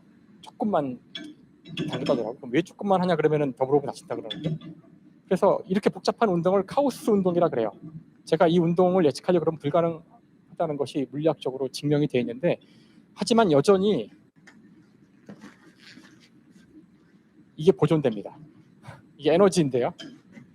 아주 복잡하다고요? 예, 조금 복잡하죠? 조금 복잡한데 중요한 건 이게 안 변해요. 따라서 저런 복잡한 운동이 어떻게 일어나는지를 자세히 예측하려는 노력보다는 이 와중에도 변하지 않는 게 있다는 걸 아는 게 훨씬 중요할 때가 많아요. 사실 에너지 보존 법칙이야말로 물리학의 가장 중요한 근본 법칙 중에 하나죠. 드디어 이제 핵심적인 이야기를 할 때가 왔는데요. 제프 베조스라고 지금 가장 잘 나가는 아마존의 창업자죠. 전략은 변하지 않는 것에 토대를 두어야 한다. 사람들은 나에게 5년 후나 10년 후 무엇이 변할 것인지 묻지만 무엇이 변하지 않을 것인지는 묻지 않는다. 여기에 포인트가 있다고 생각해요. 즉 장기 전략을 짤 때에는 사실 변하는 것을 예측하는 게 너무나 힘들기 때문에 차라리 안 변하는 거 먼저 찾는 게 더 빠릅니다. 더 쉬워요. 우리 주위에 이미 있거든요. 안 변하는 걸 다 찾고 나면은 그것이 아닌 것 중에 변하는 것이 있기 때문에 변하는 걸 찾기도 더 쉽습니다. 분야에 따라 다를 거예요. 무엇이 안 변할지는. 저는 이제 교육을 하는 사람이라 저한테도 이 비슷한 질문이 오면 비슷한 답변을 해줘요. 이야기로 할게요. 저한테 이제 질문을 어떤 걸 하시냐면은 우리 아이들한테 이 변화의 시대에 어떤 걸 가르쳐야 될까요? 이제 이런 질문들을 하세요. 교육자니까. 그러니까 아이들이 지금 뭐 중고생이면 10년 후가 돼야 사회에 나갈 텐데, 예, 어떤 걸 교육해야 될까요? 코딩 가르칠까요? 뭐 이런 질문을 하죠. 이제 외국어는 필요 없을까요? 그러면 저도 같은 답을 얘기해줘요. 5년 후나 10년 후 장기 전략을 세워야 되니까 변하지 않을 거 가르치세요. 10년 후에도 변하지 않을 거를 가르치라고 하면 돼요. 여기 그 예가 있어요. 이게 꼭 모든 예가 아닐 수 있지만 뭐 역사 10년 후에도 안 변합니다. 타임머신 나와야 바뀌겠죠? 철학 우린 지금도 아리스토텔레스, 플라톤 보고 있잖아요. 예술 인간은 언어를 사용하는 정교한 언어를 사용하는 동물이지만 언어로 다 할 수 없기 때문에 예술을 하는데 장담까지는 안 하지만 과학자들은 잘 장담을 안 하기 때문에 아마 상당히 높은 확률로 50년은커녕 100년이 지나도 인간은 춤추고 노래 부르고 그림 그리고 있지 않을까요? 체육, 몸이 건강해야 뭐 하죠. 그 전문가들은 학자들은 뭐 하는 사람들이냐면은 공부하는 사람이라는 건데 좀 자세히 기능적으로 얘기하면 읽고 듣고 쓰고 말하는 사람입니다. 하루 종일 저거 하는 사람들이죠. 다른 사람 말을 듣고 책을 읽고 문서를 읽고 생각을 해요. 이 파트가 좀 다른데 이게 정리가 되면 쓰거나 논문을 쓰거나 책을 쓰거나 남한테 세미나 하거나 말하거나 하는 거죠. 강의를 하거나. 이 능력은 계속해서 중요한 능력일 거고 쉬운 능력은 아니에요. 300페이지짜리 책을 읽고 한 페이지 요약하거나 6개월짜리 프로젝트가 끝났을 때 그 2페이지 보고서를 쓰거나 남이 하는 이야기를 1시간 듣고서 2문장으로 정리하거나 이런 능력은 대단히 중요한 능력이고요. 우리가 그 능력을 배양하기 위해서 책을 읽죠. 긴 호흡에 문서를 읽고 생각을 정리하는 법을 배우는데요. 저것은 바뀌지 않을 거예요. 하지만 더욱 중요한 건 이거죠. 수학, 물리, 과학, 생물. 물리가 빨간색인 이유가 뭐냐고요? 제가 물리학자라 그렇죠. 다른 이유는 없어요. 4차 산업혁명을 대비하는, 그 단어도 싫어하지만 4차 산업혁명을 대비하는 우리의 자세. 자, 그것이 산업혁명인 이상 이걸로 하는 겁니다. 사실 지금까지는 주로 수학과 물리로 해왔어요. 1차 산업혁명? 산업혁명 그건 열기관이잖아요. 전기기관. 수학 주로 물리로 한 거죠. 2차 산업혁명 전기인데요. 그거 물리로 하는 거예요. 3차 산업혁명 인터넷, 컴퓨터라는데 그것도 물리, 수학도 들어가죠. 만들려면 껍데기는 생화학이 필요하고요. 이제 4차 산업혁명 이게 뭔지 모르겠지만 뭐 인공지능이래요. 인공지능, 웨어러블 컴퓨터 무슨 뭐 다 이거 누가 하고 있을까요? 인공지능 학과가 그동안 없었잖아요, 거의. 지금은 어마어마하게 많거든요. 인공지능 전문가 어마어마하게 많아요. 이 사람들 다 뭐 하던 사람들일까요? 수학과 물리하는 사람들입니다. 5차 산업, 6차 산업, 7차 산업 그것이 산업혁명인 이상 이걸로 하는 겁니다. 그러니까 변하지 않을 거 가르치면 돼요. 안 변합니다. 물리법칙 안 변해요. 수학도 안 변합니다. 거의 안 변해요. 조금 더 발전할 수는 있지만 실생활에 쓰이는 정도 레벨에서는 크게 안 변할 겁니다. 그래서 변하지 않는 것을 가리키고 변하지 않는 것을 찾는 것이 먼저고 변하는 건 그 다음에 해야 되겠죠. 지금 저한테 주어진 시간이 다 지나서 원래 그 다음 이야기가 있지만 여기서 일단 끊고요. 계속 하라고요? 너무 쉽게 이렇게 주시니까 또 그럼 조금 더 할까요? 네, 준비된 것이 있으니까 조금 더 해볼게요. 그래서 예측을 하는 것이 필요 없다는 뜻이 아니고요. 예측하기가 어렵기 때문에 지금 누구도 여러분 아마 어떤 전문가를 붙잡고 물어봐도 10년 후에 과학기술에 대한 이야기를 자신 있게 할 사람 아무도 없습니다. 제가 만나는 모든 과학기술자가 똑같은 말을 해요. 아무도 몰라요. 그렇다면 오히려 정확한 예측을 너무 하려고 하기보다 대략의 예측만 하고 오히려 위태로운 사건, 중요한 사건들이 터질 때 대처할 체계를 갖추는 게 훨씬 중요하다는 거죠. 그리고 오히려 그럴 시간에 변하지 않는 것부터 이건 체크해 봤나 이거죠. 이건 안 변한 것들이 쭉 오랫동안 있었기 때문에 이거를 챙기는 게 더 중요합니다. 이게 저희 이공계에서는 제로스 오더 뭐 이런 거죠. 퍼스트 오더부터 챙겨야죠. 이제 세컨드 오더, 서드 오더는 그다음에 챙겨야 돼요, 사실은. 마지막 사실 이야기는 제가 지금 한 10분 정도 더 쓰려고 하는 요 이야기는 요거예요. 변화가 오지 않는다는 얘기가 아닌데 변화는 옵니다. 그 속에서 변하지 않는 걸 찾자는 얘기고, 또 하나는 변화가 올 때 우리가 변화를 오지 않도록 막아야 하는 것들, 지켜야 하는 것들도 있다는 얘기를 하려는 거죠. 그래서 그 이야기는 바로 이 고대 그리스의 철학자에서 얘기를 또 뜬금없이 제가 좋아하는 방식으로 할 텐데, 바로 이분들이 한 이야기는 원자에 대한 이야기입니다. 이 원자에 대한 이야기의 핵심은 데모크리토스가 주로 한 얘기죠. 이 세상은 쪼개지지 않는, 눈에 보이지 않는 작은 입자인 원자로 되어 있는데, 이 원자들은 인간과 무관하게 자연 법칙에 따라서 움직일 뿐이에요. 움직이다가 서로 만나면 붙기도 하고, 뭐 때가 되면 떨어지기도 하고, 모여서 인간이 되기도 하고, 흩어져서 땅바닥이 되기도 하고, 뭐 날아가서 나무가 되기도 하고. 하지만 여기에는 인간이 말하는 어떤 의미나 의도나 동기나 목적 같은 건 없고 그냥 물리 법칙에 따라 움직인다는 거죠. 이런 식으로 세상을 보기 시작하면은 인간이 말하는 의미라는 것이 이 우주에 있는지 의문이 들기 시작해요. 그러니까 굉장히 사실 위험한 이제 사상입니다. 그래서 이제 인간이 말하는 의미란 무엇인가라는 질문을 여기서 해볼 수가 있는데, 여기서 동영상을 같이 보시고 이야기를 마저 하겠습니다.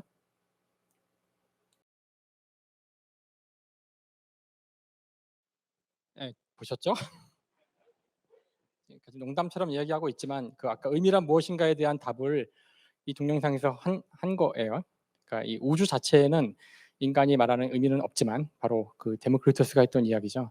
하지만 거기에 인간은 의미를 부여해서 살아가는 존재다. 이 이야기를 한 이유는 바로 이제 의미는 인간이 만든 것이고, 즉 인간이 지켜야 할 것이 변하지 않도록 지켜야 할 것이 바로 인간이 만든 의미에 들어있다는 거죠. 그러니까 인간의 의미는 인간이 만든 거니까 인간이 스스로 의도적으로 지켜줘야 돼요. 예를 들어 변하지 말아야 할 것들이 어떤 것이 있을까? 그럼 바로 산업혁명 시대로 다시 가서 생각해 보면, 산업혁명 시대에 이미 기계가 인간의 직업을 대체했던 대규모 경험이 있었잖아요. 그러니까 지금 인공지능 때문에 걱정하는 직업을 잃는 이 걱정은 아주 역사가 오래된 겁니다. 특히 이건 20세기인데요. 1920년대, 30년대에 쓰여진 책인데, 버트란트 러셀이 게으름에 대한 찬양에서 하고 있는 이야기죠. 바로 기계가 인간을 대체할 때 인간은 어떻게 해야 되는가에 대한 아주 중요한 100년 전의 책이지만 지금도 우리에게 중요한 교훈을 주고 있는 내용인데요. 여기 100명의 사람이 일하고 있는 공장이 있다고 생각해 보자 하고 러셀이 얘기를 해요. 근데 50명의 사람을 대신할 수 있는 기계를 내일 들여온다면 어떤 일이 벌어질까 하고 질문을 하죠. 그러자 지금 우리가 항상 걱정하고 있는 것처럼 사람들은 50명이 아마 직업을 잃을 거다. 기계가 그 일을 할 테니까. 라고 답을 하죠. 그러자 러셀은 아니 바보들아 왜 50명을 잘라. 그렇게 하지 말고 어제까지 100명의 사람이 하루에 8시간씩 일을 했다면 내일부터는 여전히 100명의 사람이 하루에 4시간만 일을 하면 되지 왜 50명을 자르느냐고 얘기를 하죠. 그러자 사람들이 아니 그러면 정말 좋겠지만 그거 기계를 갖고 있는 저 주인이 저 공장주가 그렇게 하겠어요? 하고 얘기를 하죠. 그러자 커봐. 문제는 기계가 아니라 공장주잖아. 문제는 기계에서 얻어진 이익을 어떻게 나눌 것인지 하는 인간의 상상의 문제지 과학기술의 문제가 아니라는 거예요. 인간의 행복조차도 상상의 영역이거든요. 그러니까 그런 문제들은 인간의 상상으로 구할 생각을 해야지 과학기술에서 답을 찾으면 안 된다는 얘기를 하고 있는 거죠. 그래서 이건 제가 이제 홍성옥 교수님하고 전치영 교수님이 썼던 책에서 가져온 문장인데, 미래는 오는 것이 아니라 만드는 것이다 라는 문장이 있는데요. 약간 좀 의아한 얘기일 수도 있죠. 보통 우리는 미래는 온다고 생각하는데 이때 온다는 것의 뜻은 되게 수동적인 걸 얘기하는 거죠. 나는 가만히 있고 인공지능의 미래가 오는데, 그렇죠? 우리가 할 일은 거기에 내가 적응하든가 도태돼서 죽든가. 그렇죠? 메타버스가 온다는데 거기 타든가 죽든가. 그러니까 우리한테는 끝없이 오는 미래에 대한 두려움밖에 없어요. 근데 과연 한번 질문을 던져보세요. 그 사람들은 어떻게 미래를 알까요? 메타는 어떻게 미래를 알길래 그거 메타버스의 미래가 온다고 주장할까요? 구글이 어떻게 미래를 알고 인공지능 떠들어대죠? 제가 다시 얘기할게요. 혹시 잊어버리셨을까 봐. 미래는 아무도 모릅니다. 미래 예측에 성공한 적이 없어요. 저는 지금 구글이나 메타가 미래를 안다고 생각하지 않아요. 그러면 미래가 온다고 떠드는 사람들의 공통점이 뭘까요? 그런 미래가 왔을 때 가장 이익 볼 사람이 떠드는 거예요. 말리면 안 돼요. 우리는 어떤 미래가 오면 좋겠어라고 얘기해야죠. 그런 미래가 오려면은 우린 좀 지금 우리 아이들한테 더 빠른 핸드폰이 필요할까요? 더 멋있는 앱이 필요할까요? 인공지능으로 답변해주는 프로그램이 필요할까요? 우리 아이들한테 진짜 필요한 거는 스마트폰 더 빠른 게 아니라 하루에 2시간이라도 자유시간이 필요하고 지금보다 경쟁을 좀 덜하면 좋겠고 하고 싶은 걸 하면서 살 수 있는 그러면서도 꼭 대학에 안 가도 되는 그런 사회가 더 중요한 거 아닌가요? 그런 사회를 우리가 가지려면 어떤 기술이 필요할까? 그런 기술이 있다면 거기에 세금을 써야 되지 않을까요? 이런 얘기를 해야 될 텐데 왜 우리는 몇몇 기업들이 떠드는 미래가 올 거라고 믿고 거기에 우리의 세금을 다 갖다 바칠까요? 그리고 두려워하잖아요. 그런 미래에 적응 못할까 봐. 제가 어릴 때란 얘기는 그 대학원생 때예요. 1990년대 중반인데요. 이런 걸로 이렇게 발표를 했어요. OHP라고 이거 모르시는 분도 요즘에 모르는 사람도 있더라고요. 이게 뭐지 그러는데 이해하시려고 하면 더 힘들어질 거예요. 하여간 손으로 써서 이렇게 막 빗으로 때리는 건데요. 지금은 이렇게 안 하고 이거 되게 불편하죠. 이거 그 강연 장소 바뀌면 다시 써야 되고요. 뭐 틀리면 이거 고치기 아주 머리 아파요. 순서 바꾸기도 힘들고. 그런데 지금은 이렇게 멋있는 걸로 하잖아요. 제가 봐도 아주 사랑스러운 그림인데. 자, 이렇게 파워포인트를 써서 막 쉽게 만들 수 있고 하니까 카피 페이스트 하면 되고 우리의 삶이 더 좋아졌어야 되죠. 이 남는 시간을 이용해서 더 잠을 자거나 아니면 뭐 하고 싶은 일을 하면 참 좋을 텐데 가만히 저를 보면 파워포인트 만들다가 밤새요. 옛날에 쓸 때는 그냥 쓰면 됐거든요. 지금은 폰트도 생각해야 되고 색깔, 뭐 이 뒤에 배경 색깔, 다음에 동영상도 멋진 거 갖다 넣어야 되고 그림은 함부로 가져오면 안 되고 구글에서 뭐 잘 찾아야 되고요. 만들기도 해야 되고 웬만한 기업은 이제 외주를 맡겨요. 왜 우리는 손으로 쓰다가 파워포인트가 나왔는데 자유시간이 더 생기는 게 아니라 파워포인트 만들다 밤새죠? 지금 문제가 지금 어디 있을까요? 왜 우리는 계속 일을 하려고 하죠? 과학기술이 우리에게 자유시간을 주는데 우리는 왜 그걸 계속 일로 바꾸죠? GTX 때문에 난리도 아니잖아요. 그렇죠? 아직 확정이 다 안 됐는데 완전히. 어쨌든 이런 게 놓이면은 아침에 회사까지 가는데 지금 뭐 수도권에서는 1시간쯤 걸리잖아요, 지금. 근데 만약에 이런 게 막 놓이고 뭐 교통이 발전해 가지고 1시간 출근 시간이 30분으로 줄었다고 합시다. 그러면 왕복 1시간 남죠. 그럼 우리는 그 시간을 잠을 더 자거나 놀아야 될 텐데 실제로 어떤 일이 벌어지느냐. 일본의 예를 보면 신간센이 놓이자 사람들이 더 많이 놀고 쉬어야 되는데 집이 더 멀어지죠. 집이 멀어져요. 어디까지 멀어지느냐. 다시 1시간까지 멀어져요. 저 어릴 때는 다 서울 시내에 살고 있다가 이제 외곽으로 다 밀려나기 시작해요. 여전히 1시간 내에 갈 수 있잖아요. 집값이 오르거든요.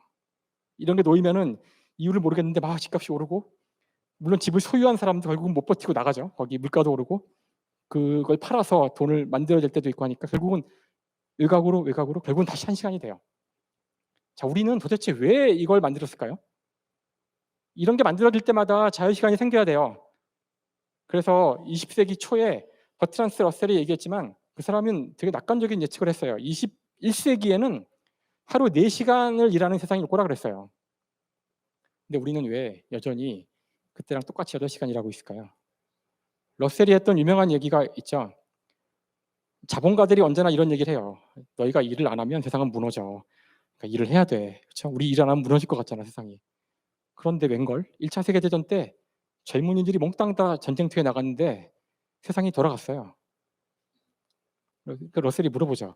아니, 일을 조금 안 한 게 아니라 아예 통째로 안 했는데 2천만 명이 전쟁터에 나가서 싸우고 있었는데 왜 세상이 굴러갔죠? 거봐, 너희 일 안 해도 굴러가. 라고 러셀이 얘기를 했어요. 앞으로는 기계가 일을 더 발전할 거라서 너희 더 일 안 해도 돼. 근데 문제는 일을 해야 된다는 강박 때문에 아마 일이 계속 생길 거라는 얘기를 하죠. 버트란드 러셀의 예상보다 지금 우리의 과학기술은 10배, 20배 발전했어요. 근데 여전히 8시간을 일해요. 뭐가 문제일까요? 그 일이 꼭 필요해서 여러분 하시나요? 아니면은 일을 해야 하니까 하는 걸까요? 이제 이런 질문을 해야 할 때가 왔어요. 우리의 행복은 과학기술에서 오는 게 아니에요, 사실은. 그래서 다시 처음으로 돌아왔죠? 예측하는 것은 어려워요. 과학기술일 땐 더더구나 어렵고 지금 우리의 미래가 예측하기 어려운 건 딱 과학기술 때문에 그래요. 그래서 이럴 때는 오히려 대처 시스템을 터지고 그다음 막는 시스템을 구축하는 게 더 중요하다. 그다음에 변하지 않는 것, 변하는 거를 찾다가는 실패할 확률이 크기 때문에 물론 누군가는 정확히 맞추겠죠. 우리 중에 몇 사람은. 그러면 대박을 치겠지만 그걸 너무 노리면 일확천금을 노리는 거잖아요. 오히려 변하지 않는 것들을 먼저 챙기는 게 중요하고 변하지 않는 걸 다 찾으면 오히려 변하는 걸 찾기도 더 좋아요. 더 중요한 것은 이제 변화가 실제로 옵니다. 끝없이 올 텐데 놓치지 말아야 할 게 있어요. 변하지 않도록. 예를 들어 우리의 행복 같은 거죠. 아무리 좋은 기술이 나와도 그 기술 때문에 거의 종사하는 사람들이 일을 더 하거나 임금을 적게 받거나 더 괴롭다면 아무리 새롭고 놀라운 기술이라도 그 기술을 폐기해야 돼요. 그 기술의 목적은 인간의 행복을 위한 거지 인간을 더 착취하려는 게 아니잖아요.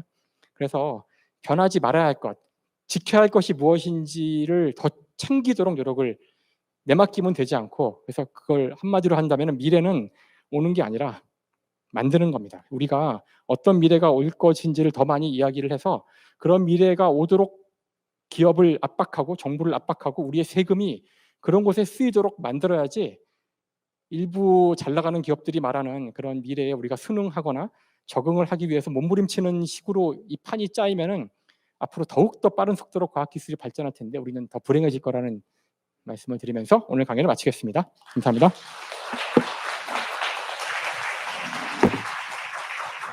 예, 김상욱 교수님 정말 감사드립니다. 사실 과학자가 어떤 강연을 한다고 했을 때 이런 이야기까지 나올 거라는 생각을 잘 못하게 되는데요. 네, 분명히 과학에서 출발했지만 결과적으로는 굉장히 사회적이고 굉장히 정치적이고 또 굉장히 인문학적인 이야기로 마무리를 해주셔서 한편으로는 또 개인적으로 굉장히 반가웠습니다. 제가 철학 전공한 사람인데 아까 우리가 변하지 않는 것, 앞으로 변하지 않을 것, 근데 물리를 빨간색 칠하셨는데 저는 철학을 2배로 빨간색 칠하고 싶었고 그리고 의미에 대한 말씀을 하셨는데 사실은 철학 전공자들이 늘 하는 얘기가 있거든요. 철학이라는 분야는 의미와 가치에 대해서 생각하는 분야다. 의미, 가치 두 가지를 얘기하는데 그런 말씀을 해주셔서 이분 사실은 철학 전공하시는 분 아닌가? 물리하신다고 하고 집에서 몰래 철학 공부하시나 이런 생각도 했고요. 여러 가지로 감탄스러운 말씀이었습니다. 아까 시작하기 전에 잠깐 여쭤봤더니 제가 이제 이 강의 자료를 받아서 봤는데 김성욱 교수님 어떤 책에도 안 나오는 얘기더라고요. 그래서 이 강의를 위해서 새로 준비하셨나, 이 강연을 위해서 새로 준비하신 내용이냐라고 여쭤봤더니 그게 아니라 준비되어 있는 거긴 한데 책으로 발표하진 않으셨다고 하시더라고요. 뭐 대단한 내용이 아니라고 말씀하시는데 저는 이거 책으로 꼭 쓰시라고 말씀드리고 싶습니다. 뭐 아마 다들 동의하실 거라고 생각해요. 저도 굉장히 감탄했고요. 예, 이렇게 사회자한테 많은 칭찬을 받으면 불안하시죠. 네. 이제부터 어떤 무서운 질문을 할까? 세상에 공짜는 없기 때문에 예. 이제부터 시달리겠죠. 예. 에너지 보존 법칙 때문에 개인적으로는 강연을 하시다가 상의를 탈의하시는 분은 처음 본 것 같긴 합니다만 예, 오늘 더워하시네요. 예, 조명이 굉장히 덥습니다. 네. 사실 제가 말씀드린 것처럼 개인적으로 굉장히 인상적인 부분이 많아서 그런 거를 뭐 하나하나 다 언급하기가 쉽지 않을 것 같아요. 근데 이제 말이 나오는 때마다 조금씩 말씀드릴 거고요. 전체적으로 그 한마디로 말하면 미래 예측은 진짜 어렵다. 모른다. 그렇기 때문에 우리는 어떻게 변할 것인지보다 무엇이 변하지 않을 것인지, 무엇이 변하지 말아야 할 것인지를 챙기는 게 더 중요하다는 말씀을 해주셨습니다. 그렇게 이해를 했고요. 근데 제가 이제 다른 곳에서 아마 어떤 방송이었던 걸로 기억하는데 아마 알슨 신잡 아니면 범잡이었던 걸로 기억하는데 거기서 교수님 말씀하신 내용 중에 이 미래하고 관련해서 좀 인상적으로 들었던 게 있어요. 그래서 오늘 거기에 대해서 좀 여쭤보고 싶은데요. 그때 말씀하셨던 건 이런 내용이었던 것 같습니다. 그 물리학에서 이야기하는 특이점이라는 거, 그러니까 이론으로 잘 예측이 되지 않는 지점, 법칙으로 설명이 안 되는 지점이었던 것 같은데, 그런 지점들이 있는데 역사에서도 어떤 특이점이 그 이후의 삶을 결정하는 경우가 있다. 그 이후의 세상을 결정하는 경우가 있다. 예를 들면 20세기는 2차 세계대전이라는 특이점에 의해서 결정되었다는 말씀을 해주셨어요. 저도 굉장히 동의하는 생각이었고요. 그래서 같은 방식으로 혹시 예측이 어렵다고 아까 말씀하셨지만 사실 아까 이 비슷하게 가는 그림, 올라가는 그림, 내려가는 그림, 이거는 저는 보면서 그 주식 예측하는 사람들이 딱 저런데라는 생각을 했습니다. 되게 주식 예측하시는 분들이 낙관파, 비관파, 그리고 현상 유지파가 있잖아요. 그런 생각이 들었는데 이제 이런 식의 관점이 아니라 특이점이라는 관점으로 접근하면 어떨까? 그렇다면 혹시 말씀하셨던 20세기 후반기의 특이점이었던 2차 세계대전 말고 현재 우리의 삶과 세계를 결정하는 특이점이 혹시 있다고 생각하시는지, 아니면 여전히 우리는 2차 세계대전이라는 특이점에 영향하에 있다고 생각하시는지, 이게 좀 궁금합니다. 이렇게 어려운 질문을 하시면 제가 그냥 칭찬한 게 아닙니다. 그러니까 이제 물리에서 이제 특이점이라는 것은 예를 들어서 그 물이 얼음이 되거나 다음에 기체가 액체가 되거나 이런 점들을 말하거든요. 그러니까 그런 점의 특징은 그 점을 쭉 따라갈 때는 별 변화가 크진 않아요. 그러니까 물이 온도가 내려가면 뭐 50도의 물, 40도의 물, 30 여전히 물이죠. 물이다가 0도를 딱 지나는 순간 갑자기 얼음이 딱 되는 점이에요. 그래서 0도가 지났을 때, 0도 아래로 내려갔을 때의 특성을 0도 이후 위에서는 절대로 예측할 수가 없어요. 연속적으로 되질 않아요. 그래서 이제 불연속점이 나타난다고 해서 이제 물리 법칙으로 이걸 보면은 그 지점에서 모든 물리량들이 다 발산해 버려요. 무한대로 가버려요. 무한대로 가는 것은 그 다음에 연결이 되질 않기 때문에 볼 수 없다는 뜻이기도 해요. 그래서 특이점이 나타날 때 전형적인 상황은 그 직전까지 모르다가 갑자기 모든 지표들이 막 엉망으로 막 커지거나 막 그 진짜 미친 듯이 바뀌는, 거의 가봐야지 알거든요, 대개는. 그래서 2차 세계대전 전에 누가 알았을까요? 영국이 세상을 지배하고 있었는데 그 몇 년의 전쟁이 끝난 다음에 듣보잡 미국과 소련이 세상을 양분해서 우리가 다 청바지를 입고 살 거라고, 우리가 다 영어를 쓸 거라고 상상을 못 하잖아요. 그래서 다시 돌아가는 답이라서 좀 죄송하긴 한데 알 수 없어요. 특이점의 특성상 알 수가 없는데 당연한 것은 그런 거대한 전쟁이 일어나면 바뀌죠. 그런 일이 일어나면 안 되겠지만 그런 이제 굉장히 대가를 많이 치르고 바뀌는 건데 대개는 인간들이 잘 안 바꾸잖아요. 와서 아무리 설득을 하고 이게 좋은 거라고 해도 안 바뀌는데 그렇게 전쟁으로 막 많은 사람이 죽고 엄청나게 그 타격을 입고 하면은 자의반 타의반으로 사실 변화가 강제되는 거잖아요. 그래서 이런 일이 일어나면 안 되겠지만 당연히 가까운 미래라도 이제 그런 거대한 전쟁이 휩쓸고 지나가면 바뀝니다. 그 승자가 세상을 새롭게 재단을 할 거고 예측하기 힘든 방식으로 이제 우리가 누가 승자가 될지 모르니까 승자가 중국이 될지 뭐 러시아가 될 전쟁이라면 이것이 그거에 따라서 완전히 우리 아이들은 러시아 말을 쓸지도 모르고 그러니까 아무도 모르는 거죠. 그러니까 이거를 예측한다는 거는 전혀 무의미하다고 할 수도 있어요. 어떤 의미에서는 더군다나 저같이 물리하는 사람이 정치적인 건 하나도 모르니까 기술적으로도 사실 특이점을 사람들이 얘기하는 것이 뭐 인공지능에서 많이 이야기하는데 그 인공지능 하시는 저는 인공지능 연구를 하지 않아서 그 예상하기 힘들지만 뭐 조만간 올 거라고는 전혀 기대할 수 없다는 게 그쪽 사람들 얘기거든요. 지금도 인공지능이 허덕거리고 있고 지금 처음에 낙관적인 분위기는 지금 싹 바뀌었어요. 현재 정치적 분위기는 아마 아시는 분도 있겠지만 이미 언론에도 나오기 시작하는데 이미 많은 부분에서 인공지능에 대한 그 과도한 기대가 좀 사그라드는 느낌이 좀 있거든요. 그러니까 잘 모른다는 얘기를 여전히 하는 거죠. 전형적인 특징이에요. 과학기술에 잘 모르기 때문에 처음 나왔을 때는 막 열광하다가 확 죽었다가 그래도 끝없이 이걸 열심히 꾸준히 하는 사람이 있어서 같이 서서히 올라가는 이게 전형적인 과학의 변화거든요. 그래서 질문을 하셨지만 모른다는 얘기를 바로 하면 싫어하실까 봐 돌려 한 다음에 모르겠어요. 결국은 이 강연과 같은 전략을 쓰신 거군요. 이 강연에서도 물리학자의 미래준비법은 모른다, 미래는 모른다라는 답을 주신 건데, 이제 바꿔 말하면 교수님 생각하시기에 2차 세계대전 이후에 그 정도 규모의 특이점이 또 있지는 않았다, 앞으로 있을지는 모른다, 이렇게 해석해도 될까요? 정치적으로는 없지 않나요? 예. 근데 기술적으로는 예를 들어서 인터넷이라든가 스마트폰에 대해서 아까 말씀하셨는데요. 스마트폰이 기술적으로 우리의 특이점이 될 수 있을까요? 특이점이라고 보십니까? 아까도 잠깐 얘기했지만 저는 아직 인터넷 혁명이 끝났다고 생각하지 않거든요. 아직 인터넷이나 그러니까 우리가 연결되는 거잖아요. 결국은 핵심은 우리 사이 소통의 양상이 바뀌고 그 양이 바뀌고 그 형태가 바뀌고 종류가 바뀌는 건데 아직 이거를 다 이해할 단계에 오지 않은 것 같아요. 스마트폰이 우리의 소통의 최종적인 수단일까요? 아닐 거라고 생각하거든요. 여전히 계속 진화하고 있는데 글쎄요, 뭐 예상하기는 되게 힘들어요. 이거 그냥 몸에 들어올 것 같긴 한데 언젠가는 이게 너무 불편하기 때문에 일단 안경까지는 왔는데 여전히 불편해서 안 쓰는데 결국 이제 이런 것의 발전은 사람이 얼마나 편안하게 받아들이냐에 달려 있거든요. 기술적인 내용보다도. 그래서 언젠가는 들어올 텐데 몸 안으로 뭐 뇌로 들어가든 뭐 어디 들어오든 그쯤 되면 뭔가 변화가 있을지 모르지만 그거야말로 정말 예측하기 되게 힘들어요.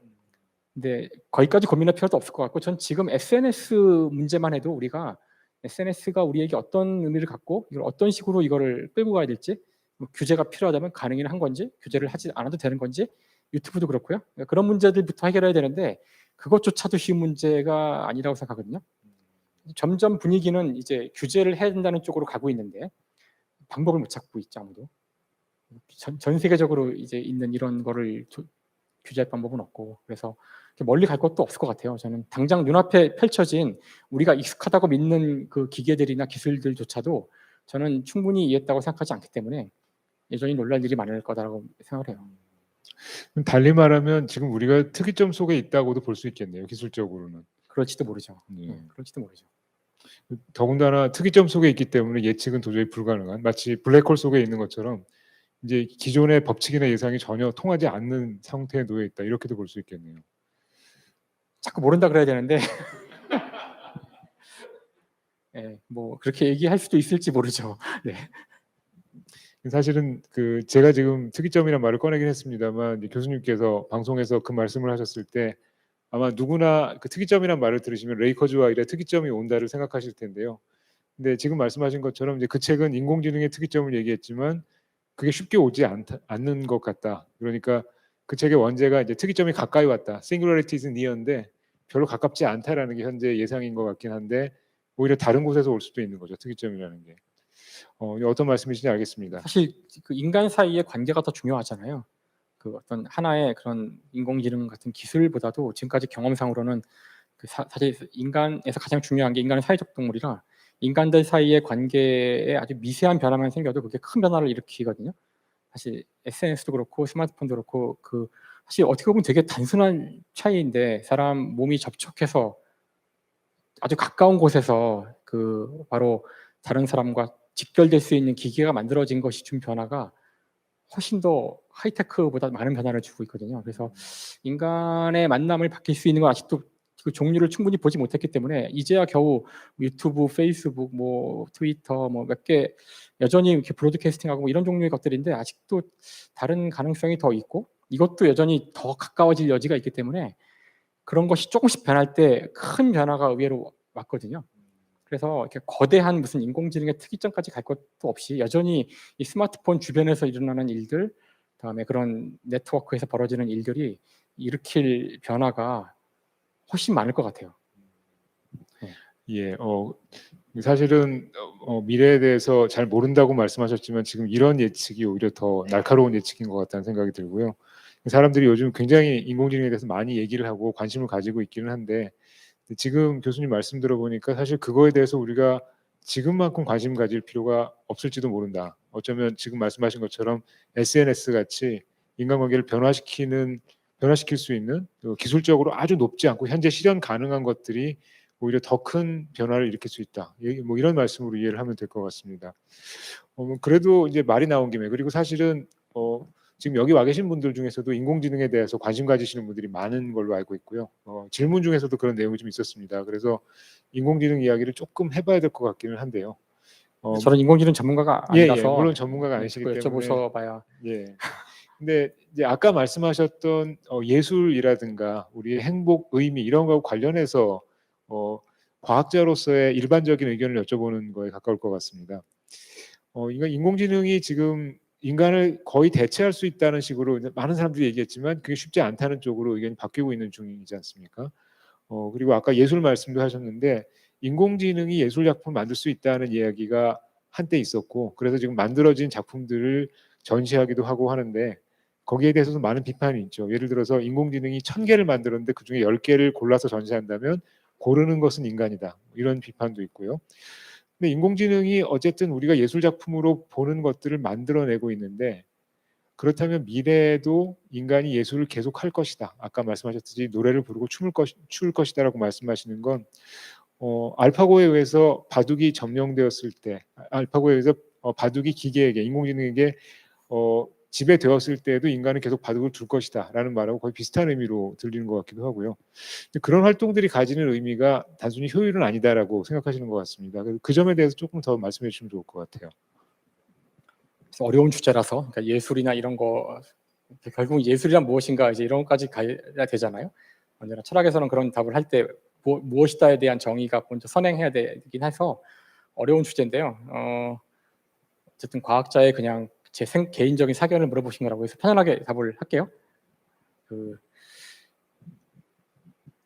달리기, 저희가 지금도 이제 올림픽에서 100m 달리기 뛰는 걸 보고 열광을 하고 박수를 치고 뭐 메달을 주고 하는데, 사실 어리석은 짓이잖아요. 더 빨리 달리는 자동차가 있는데 왜 사람이 뛰는 걸 보고 열광을 하세요? 왜냐하면 인간이 뛰니까 그런 거죠. 저는 그 예술의 역사, 특히 미술의 역사에서 그 추상주의나 그 다다이즘이나 이런 거에 큰 의미를 주려고 하진 않지만, 어쨌든 미술가들이 꼭 그것만은 아니겠지만 사진기가 나왔을 때, 사진기가 지금 우리가 보면은 인공지능에 해당된다고 볼 수 있어요. 미술가들 입장에서는 그 19세기 초반에 당시 아카데미즘이죠. 똑같이 그리는 거, 아주 사실대로 그리고 이런 거, 그런 식으로 그리는 사람들 입장에서 사진기를 보는 순간 이제 미술이 끝났다고 생각할 수도 있을 텐데, 여러 가지 반응이 있었지만 사실 그 뒤에 펼쳐지는 그 미술의 다채로운 역사에 사진기가 큰 역할을 했다고 저는 생각을 하고, 많은 분들이 그 말씀을 하시는 걸 봤는데요. 정확히 그 지점이 인공지능을 보고 나보다 더 잘 일을 하는 기계가 나왔을 때 어떻게 해야 되는가를 미술가들이 19세기에 경험했다고 생각하는데, 지금 미술가라는 직업은 남아 있잖아요. 이들이 찾은 방법은 물론 유일한 방법은 아닐 수 있지만, 그러니까 마르셀 듀샹의 방법이죠. 그러니까 변기 갖다 놓고 이것은 작품이다라고 하는 건데, 결국 그것이 예술인지 작품인지 가격이 얼마인지는 인간이 결정하는 것이라는 거고, 그게 사실이에요. 그래서 아까도 말씀하셨지만 달리기를 뛰는 것이 어차피 자동차보다 느린데 뭐하러 뛰지라고 생각하면 인간이 할 일이 없는 것이고, 인간이 뛰니까 의미가 있다고 생각하면 달리기라고 하는 그 마라톤 하는 사람들의 직업이 살아남는 거고, 그림도 어차피 그림을 나보다 더 잘 얘가 그리는데 뭐하러 그림이, 인간이 굳이 이걸 물감을 선으로 찍어서 벽에 바르지? 근데 그것이 의미가 있다고 생각하면 그 일은 살아남는 거고요. 알파고가 있는데 뭐하러 프로기사들이 있지 하지만 나는 인간이 두는 걸 보겠다면 프로기사는 존재할 수 있는 거고, 더 잘 두는 기계가 있어도 인간이 한다는 것에 의미를 두는 방식이 아니고서는 저는 앞으로 인간이 살아남을 방법이 있을지 전 잘 모르겠어요. 저는 개인적으로는 그래요. 그래서 이게 어떻게 보면 뭐하러 알파고가 있는데 인간이 두지라고 생각하실 수도 있지만, 아니지, 알파고가 있지만 인간이 두는 게 더 의미가 있지. 이 방법만이 우리가, 일단 더 좋은 방법이 있을지도 모르지만 지금 당장 생각할 수 있는 거는, 그러니까 이건 19세기부터 그 기계가 인간을 앞들어갈 때 인간이 살아남은 케이스들을 봤을 때 공통점이라고 생각하는데요.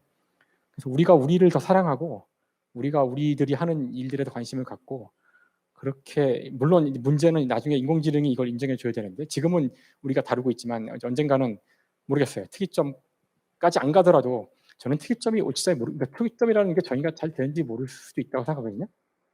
인간의 오만일 수도 있어요.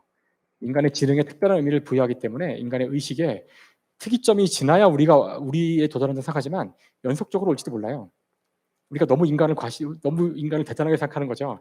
기계 따위가 특이점을 거치지 않고 인간에 도달한다는 것이 믿기지 어려울 수도 있지만 어느 날 불현듯 와 있을 수도 있고, 우리가 전혀 모르는 형태의 의식이 나올 수도 있어요.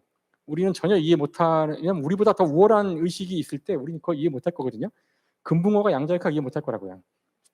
어떤 방식으로도 못할 텐데, 그러니까 우리가 지금 너무 나이브하게 접근하는지도 몰라요.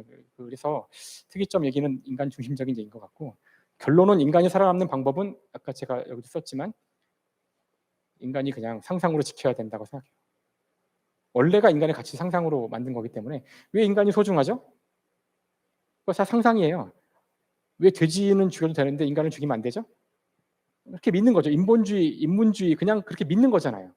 사실은 가만히 따져보면 우리가 믿는 가치들도 다 그냥 상상이었어요. 인간이 중요하다고 믿는 거죠.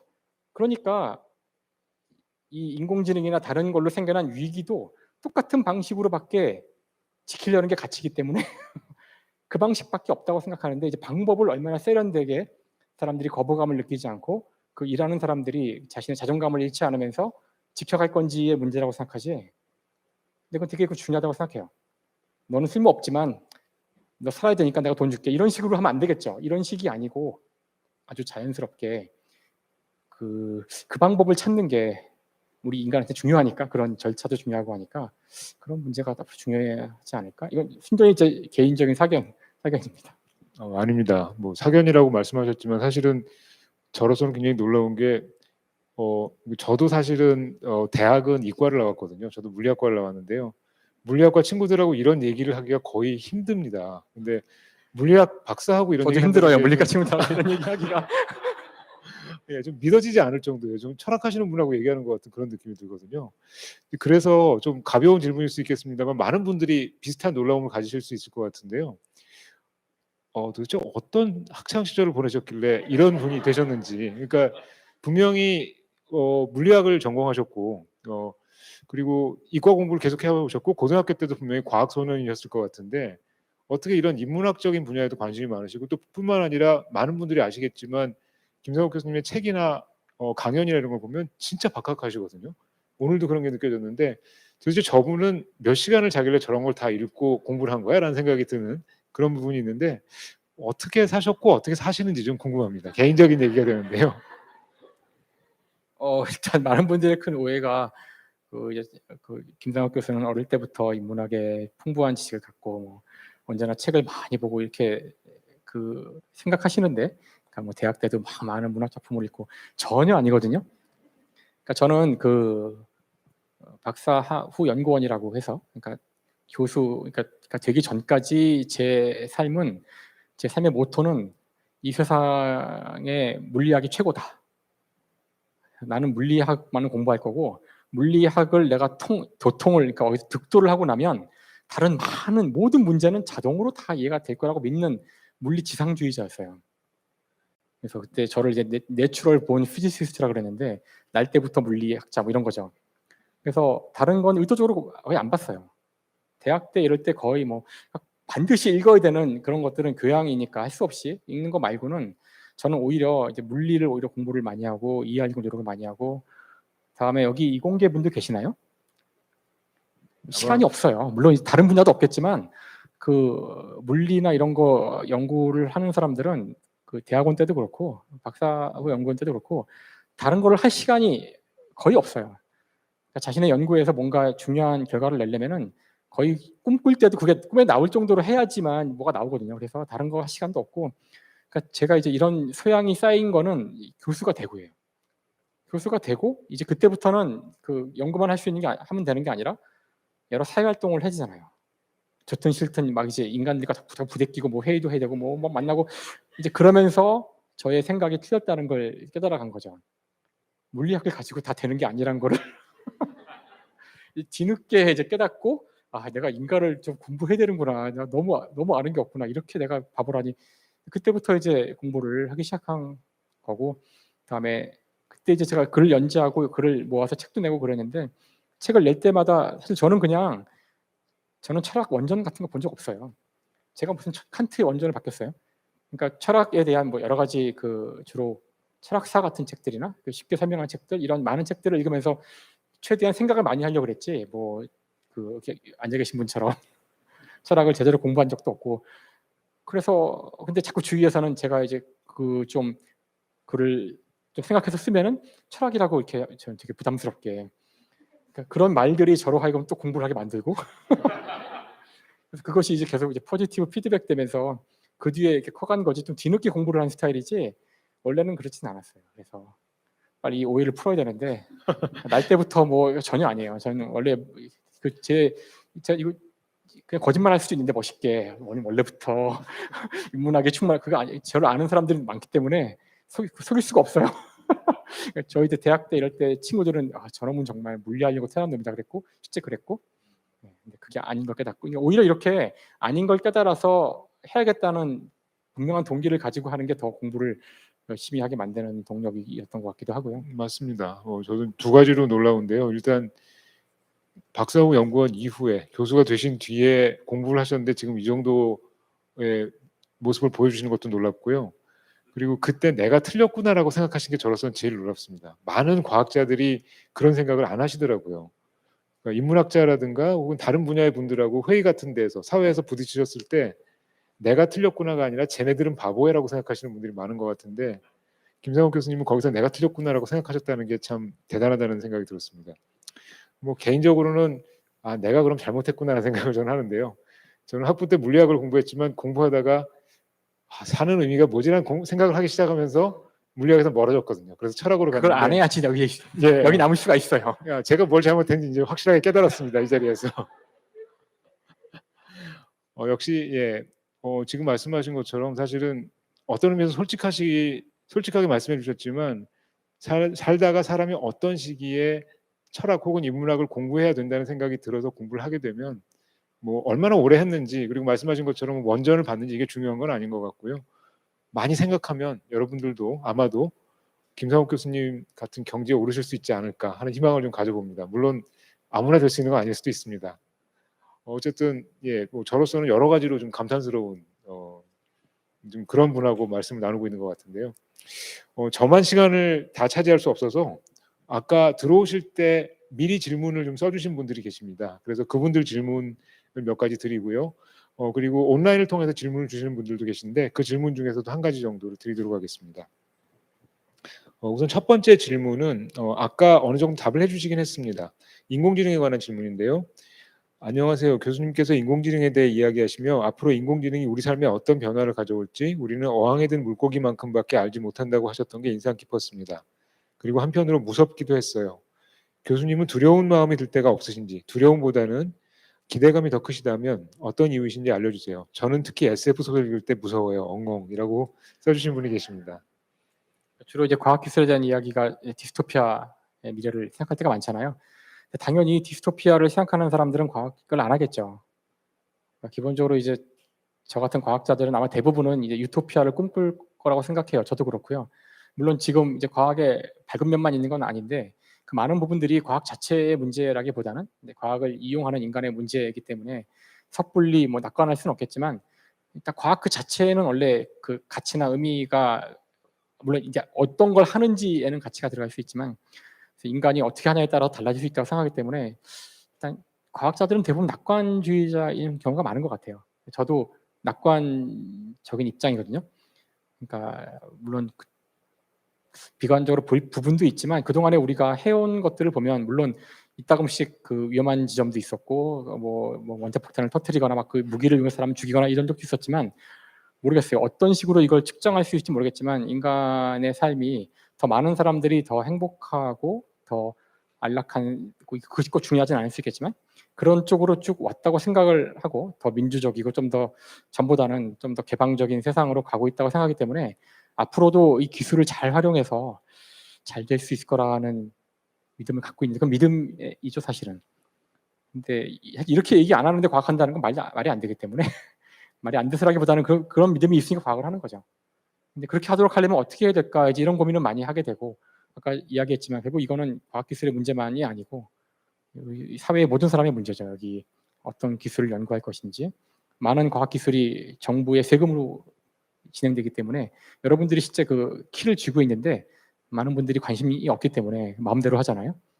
그러니까 여러분이 뭐 다른 경제 문제나 다른 여러 문제는 여러분이 자기 의견을 내잖아요. 정치적인 문제는 진짜 모두가 다 떠들고 한마디씩 하는데 과학기술 문제는 그냥 알아서 잘하겠지.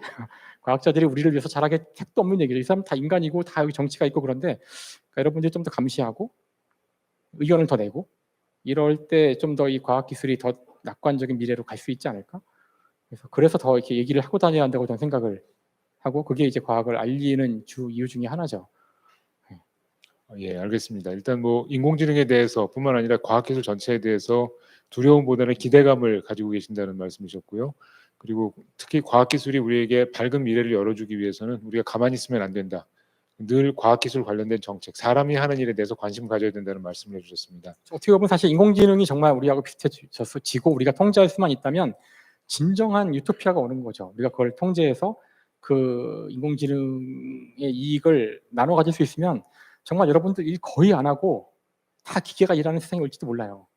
그러니까 그런 유토피아로 갈 수 있는 기술을 우리가 개발하는 중인데 우리가 이걸 두려워하고 있다는 것 자체가 뭐가 잘못된 거라고 생각해요.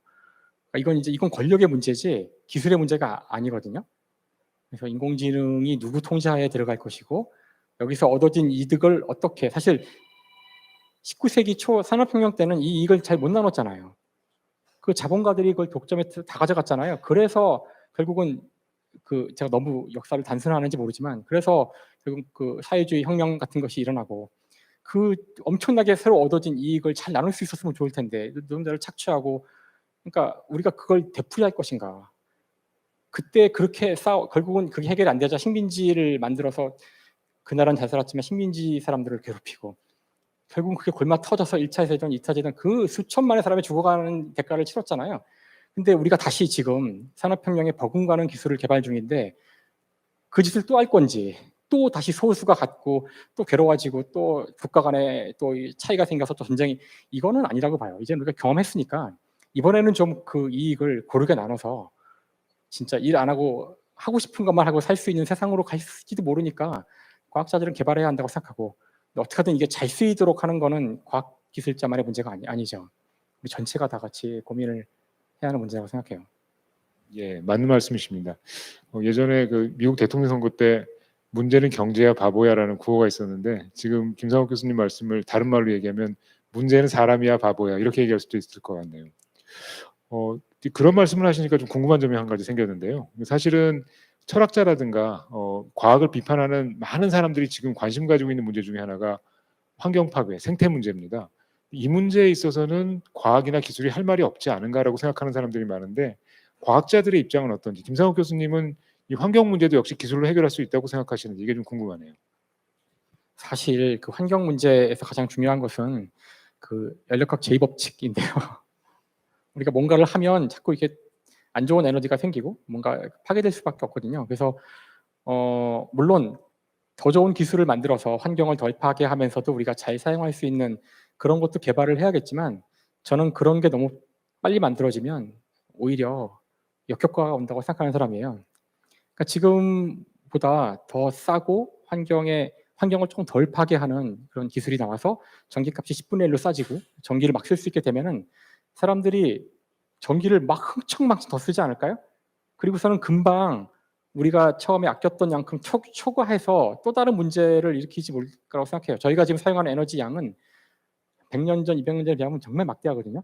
저 어릴 때는 추워서 집에서 겨울에 양말 다 신고 내복 입고 살았는데 지금 반바지 입고 살고 있지 않으세요? 겨울에? 이제 만약에 더 전기 싸지면은 그 여름에도 에어컨 사방에 틀어놓고서 편하게 살 거라고요. 에어컨 한 대 있던 거 세 대 켜고 이러지 않을까요? 결국은 그러면은 우리가 아낀 거 다 다시 까먹을 확률이 저는 크다고 저는 생각해요. 그래서 사실 연력학 제법칙 생각한다면은 결국 답은 아끼는 거예요.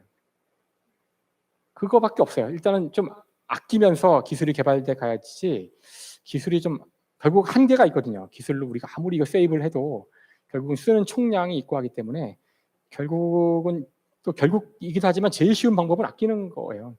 아까 제가 연소반응 얘기했지만 이산화탄소 안 만들 방법은 없어요. 화학과 분도 앉아 계신데 방법 없잖아. 에너지 만드는 방법이 태우거나 하는 것밖에 없는데 지금은 물론 다른 기술이 또 나오면 모르겠지만 가능한 거는 핵융합 아직 멀었죠. 아직 당장 모르죠. 원자력은 사람들이 싫어하죠.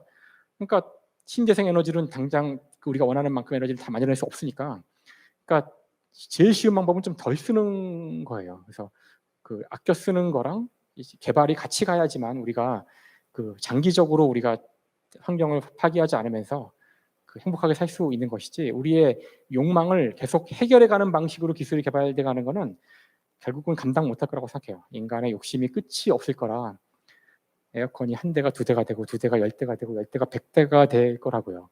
그래서 그렇게는 안 되고 우리의 욕망을 한 대에 묶어놓거나 반대로 묶어놓은 상황에서 기술이 개발될 때 그때 우리가 더 많은 여지가 열릴 것이고 진정한 해결책이 되지 않을까. 그래서 병행이 역- 필요하다고 생각해요. 역시 문제는 인간이군요. 아니, 맞는 말씀인 것 같습니다. 사실은 김성욱 교수님도 독일에서 연구원 생활을 하셔서 아시겠지만 유럽 사람들은 우리보다 냉난방을 훨씬 덜 하잖아요. 겨울이 돼도 웬만하면 난방 안 하고 아까 말씀하신 것처럼 양말 끼워 신고 따뜻한 옷 입으려고 하는데 한국 사람들은 그것보다 훨씬 냉방을 많이 하는 편이긴 하죠. 그걸 어떻게 조절할 것인가, 우리의 욕망을 절제하고 욕심을 좀 덜 부릴 것인가, 이게 참 큰 문제인 것 같기는 합니다. 간단치 않은 문제인 것 같습니다. 예, 다음 질문으로 넘어가겠습니다. 지금 이제 말씀을 마침 해주셔서 과학에 관한 얘기를 해주셔서 그 과학 문제에 관한 질문이 하나 있었는데 그걸 드릴게요. 교수님 책 김상욱의 과학 공부에서 과학도 교양처럼 사람들에게 전달되고 받아들여져야 된다고 하셨어요. 교수님께서 보시기에 우리나라 과학기술 대중화는 선진국 대비 어느 정도 수준이고 대중화를 위해서 무엇을 더 해야 할까요? 이런 질문을 해주신 분이 계십니다. 잘 모르는 걸 물어보셨네요. 그러니까 김상욱을 한 100명 정도 더 만들면 되지 않을까요? 글쎄요. 그렇게 해결될까요, 그게? 다른 나라 상황을 제가 정확히 알지 못해요. 다른 나라에서 과학 대중화에 대한 그러니까 잘하시는 분들이 몇 분 있는 건 알고 있지만 글쎄요. 대중화 운동이라고 해서 정량화시킬 수 있거나 비교할 수 있는 건 제가 아닌데 분명한 사실은 이제 제가 있었던 나라밖에 모르니까 뭐 독일 같은 나라에서 굉장히 과학이 교양화되어 있죠. 많은 사람들이 과학에 대해서 잘 알고 있고 예를 들어서 뭐 자동차 같은 거 고치는 건 그 사람들 그냥 하는 일이니까 웬만한 거 고치거나 물론 비싸기도 하지만 사람 부르는 게 그래서 저희보단 기술이나 과학에 대한 관심이 훨씬 높고 그리고 여러분 종종 보시지만 원전 같은 거 문제 나왔을 때도 사람들이 흔쾌히 뭐 에너지를 바꾼다거나 아끼거나 이런 데에서 금방 동의를 다 하고 이런 거 보시면은 저희보다 훨씬 더 사이언스 커뮤니케이터가 많거나 그런 거라는 그건 잘 모르겠는데 기본적인 소양이 훨씬 높다고 볼 수 있고요. 다음에 좀 다른 것이 사실 과학은 우리에겐 굉장히 생소한 거잖아요. 여러분 과학자 가운데 한국인 과학자 아시는 분 몇 명이나 있나요? 교과서 보시면 한국인이 나오나요? 근데 저 독일에 있을 때는 길 가다 보면 아인슈타인 스트라스에 뭐 막스 플랑크 스트리트 뭐 그러니까 그 사람들은 뭐 자기 친구가 위대한 뭐 물리학자의 아들이 뭐 후손이기도 하고 그러니까 사실 물리학은 영국과 독일의 학문이거든요. 거기서는 아주 중요한 사회를 변혁시킨 철학 가운데 철학이었죠. 그래서 그들한테는 되게 익숙한 거예요. 그러니까 우리에게 우리한테는 어떤 게 그런 걸까? 그것도 잘 모르겠네요. 제 분야라 잘 모르니까. 그래서 그들에게는 사실 되게 일상이에요. 좀 많이 달라요. 저희는 과학이 철저하게 외국 거잖아요. 모든 기호가 다 알파벳으로 되어 있고 우리 거란 느낌이 별로 들지 않는데 그 학문이 그쪽은 이게 자기네 거라는 느낌이 강해요. 나오는 사람들 다 익숙한 이름들이고요. 그래서 우리하고는 교양의 정도가 그러니까 우리가 그래서 이런 의식적인 운동이 필요한 이유 중에 하나도 우리만 그런 건 아닌 것 같고요. 일본도 마찬가지고 중국도 마찬가지일 것 같아요. 우리 같이 이걸 도입해서 이제 사용하는 나라에서는 이게 교양이 된다는 얘기는 좀 더 친숙해져야 되는데 그러기엔 여전히 우리 문화 속에서 나온 것이 아니라서 이질감이 있고 그렇지 않아도 이질적인 건데 그래서 다른 나라랑 비교하기는 쉽지 않지 않을까. 역시 문화적인 차이 때문에 아직 우리한테는 더 많은 노력이 필요할 것이다. 뭐 이런 말씀을 해주셨는데요. 아까도 소개해드렸던 김상욱 교수님 여러 책 중에서 김상욱의 양자공부라는 책을 보시면 양자역학이라는 어려운 분야를 굉장히 쉽게 설명해 주시는 내용들이 많이 있습니다. 그 중에서 양자역학을 직접 현실적인 일화를 가지고 설명해 주시고 이런 부분도 있는데 저는 개인적으로 예전에 읽었던 조지 가모프의 톰킨슨 씨 시리즈 중에 어떤 부분하고 비슷하거나 혹은 그보다 더 낫다 이런 느낌도 받았거든요. 그래서 제 개인적인 생각으로는 교수님께서 그런 물리학을 대중화할 수 있는 지금도 잘하고 계시지만 그런 책을 더 많이 써주시면 아마 우리나라의 과학 교양 수준을 높이는데 많이 기여하시지 않을까 이런 생각도 이제는 듭니다. 굉장히 많은 분들이 나오셔가지고요. 전보다 그러니까 이 문제를 생각하시는 분들이 많고 찾아보시면은 외국과 비교해서 손색이 없는 과학책들이 많이 나오고 있어요. 그래서 올해만 해도 판타레이라는 책이 있는데 보신 분도 있겠지만 정말 외국에 내놔도 손색이 없는 수준의 유체역학에 대한 역사를 다룬 책인데요. 우리 저자들도 이제는 이제 과학자들도 이런 걸 해야겠다는 분들이 많이 생겨서 글 쓰시는 분도 많고 이제 아마 앞으로는 더 많은 책이 나올 겁니다. 제가 굳이 하지 않아도 많은 분들이 하실 거라 여러분들이 열심히 그 책을 사서 보시는 게 더 중요하겠죠. 네. 책임을 회피하시는 것 같기도 합니다만 달리 말하면 우리나라의 앞날이 그만큼 밝다는 얘기도 되는 거고요. 이제 책을 사서 읽으시는 게 일반 대중이 책을 사서 읽는 게 제일 중요할 것 같습니다. 이제 온라인으로 들어온 질문을 하나를 전해주셨는데요. 이거 굉장히 지금까지 제가 본 질문 중에 가장 오리지널한 질문이라 오늘 어려운 질문을 많이 받으셨다고 생각하신 것 같은데 더 어려운 게 아닐까 싶습니다. 지금까지 질문해 주신 분들 중에 최연소 질문자이십니다. 안녕하세요. 저는 8살 초등학생입니다. 예. 엄마가 대신 작성 중이라고 하셨습니다. 제 꿈은 물리학자인데 아마도 교수님의 어린 시절하고 비슷할 것 같네요. 제가 어른이 되었을 때 물리학자들은 어떤 연구를 하고 있을지 궁금해요. 그리고 저는 전자가 제일 재밌는데 어린이가 전자를 공부할 수 있는 게 별로 없어서 아쉬워요. 어린이가 읽을 수 있는 양자역학에 대한 책도 없어요. 김상욱 교수님이 써주세요. 그리고 직접 만나고 싶어요. 라고 말씀해 주셨습니다. 너무 많은 질문을 한꺼번에 했거든요, 지금. 네, 너무 많은 요청을 한꺼번에 했는데 하나씩. 첫 번째 질문이 뭐죠, 그래서? 예, 첫 번째가 제가 어른이 되었을 때 물리학자들은 어떤 연구를 하고 있을지 궁금해요라고 네, 해주셨습니다. 몰라요. 아주 쉬운 답이네요, 이거는. 예. 다음 질문은 저는 전자가 제일 재밌는데 어린이가 전자를 공부할 수 있는 게 별로 없어서 아쉬워요. 어린이가 읽을 수 있는 양자역학에 대한 책도 없어요. 있어요. 네. 있습니까? 네, 예. 만화책이 몇 개 요즘에 이제 많이 번역돼 가지고요. 몇 권이 있어요. 몇 권이 예. 있어서 제가 여기 지금 바로 말씀 못 드리는데요. 제가 추천사도 쓰고 뭐 감수도 한 책도 있고 그런데 예. 그러니까 아마 양자가 좀 뜨면서 그 어린이들을 대상으로 한 외국의 그 주로 프랑스 것도 있었고, 그러니까 다른 나라 것들을 번역한 것도 있고 우리나라 것도 만들어진 것이 있어요. 그러니까 조금만 찾아보시면 만화가 있어요. 아주 예쁘게 그린 만화들인데 예. 그 찾아보시면 있으니까 찾아보세요. 알겠습니다. 있어요. 왜 없겠어요, 그게. 알겠습니다. 네, 있습니다. 그러니까 인터넷 서점에서 김상욱 교수님 이름으로 검색하면 감수하신 책이 아마 네, 나오겠네요. 제가 추천도 했고 하니까 그런 책들이 있어요. 그래서 잘 만들어진 책이 있는데 좀 알겠습니다. 어려운 책이라 예. 어차피 뭐 전화 있든 재밌어서 하는 거니까 이해하려고 하는 건 아니니까. 예, 그러니까 그 다음에 나오는 김상욱 교수님이 써주세요라는 말씀은 안 들어주셔도 될 것 같고요. 제가 안 써도 이미 있기 때문에. 예. 대신 김상욱 교수님이 어린이를 위해서 쓰신 책이 있죠. 빅뱅 여행을 시작해였나요? 네, 그거는 그쵸. 양자역학 전자 얘기가 나오긴 나오네. 예. 근데 학생이 원하는 건 아닌 것 같아서. 예, 알겠습니다. 그리고 직접 만나고 싶어요라고 얘기했는데 여기 오신 분은 아닌 것 같으니까요. 나중에 아마 이런 기회가 또 있을 것 같습니다. 뭐 저도 나중에 물리학자가 돼서 만나요. 예. 네, 물리학회에서 만나요. 그러게 말입니다. 물리학자가 꿈이라고 하셨는데요. 제가 어렸을 때도 이제 저도 초등학교 때 아무것도 모르면서 물리학자를 꿈꿨는데 이제 그때 영웅으로 생각했던 몇몇 물리학자분들이 계시거든요. 한국 분들도 계시고 당연히 아인슈타인 얘기도 했는데 아마 이 학생에게는 김상욱 교수님이 그런 영웅 중에 한 분이 아닐까 싶습니다. 근데 저는 물리학자로서는 아주 훌륭한 물리학자는 아니에요. 많은 분들이 오해하시는데 그냥 적절한 물리학자지. 그러니까 방송에 많이 나오고 책을 써서 그렇지 물리학자로서 뭐 해보면은 그냥 뭐 쏘쏘. 그러니까 너무 저를 보고 물리학자의 꿈을 크시는 건 좀 위험할 수도 있어요. 굉장히 겸손의 말씀이신데요. 그 점에 대해서는 이 어린이가 나중에 물리학자가 돼서 물리학회에서 확인하는 걸로 그렇게 해두겠습니다. 예, 이렇게 이제 교수님의 강연도 듣고 저하고 수다도 좀 나누시고 그다음 여기 계신 분들의 질문도 들었는데요. 지금 강연 다 들으신 분들이 혹시 뭔가 궁금하신 점이 있다면 지금 질문해 주시면 되겠습니다. 혹시 질문 있으신가요? 예, 강연이 너무 감동적이라 질문이 안 나오는 모양입니다. 예, 마이크 갖다 드리겠습니다. 안녕하세요. 일어서야 되나요? 네. 안녕하세요. 오늘 강연 너무 감사히 잘 들었고요. 아까 그 스마트폰이 이제 몸에 들어올 거라고 했잖아요. 그거는 언제쯤?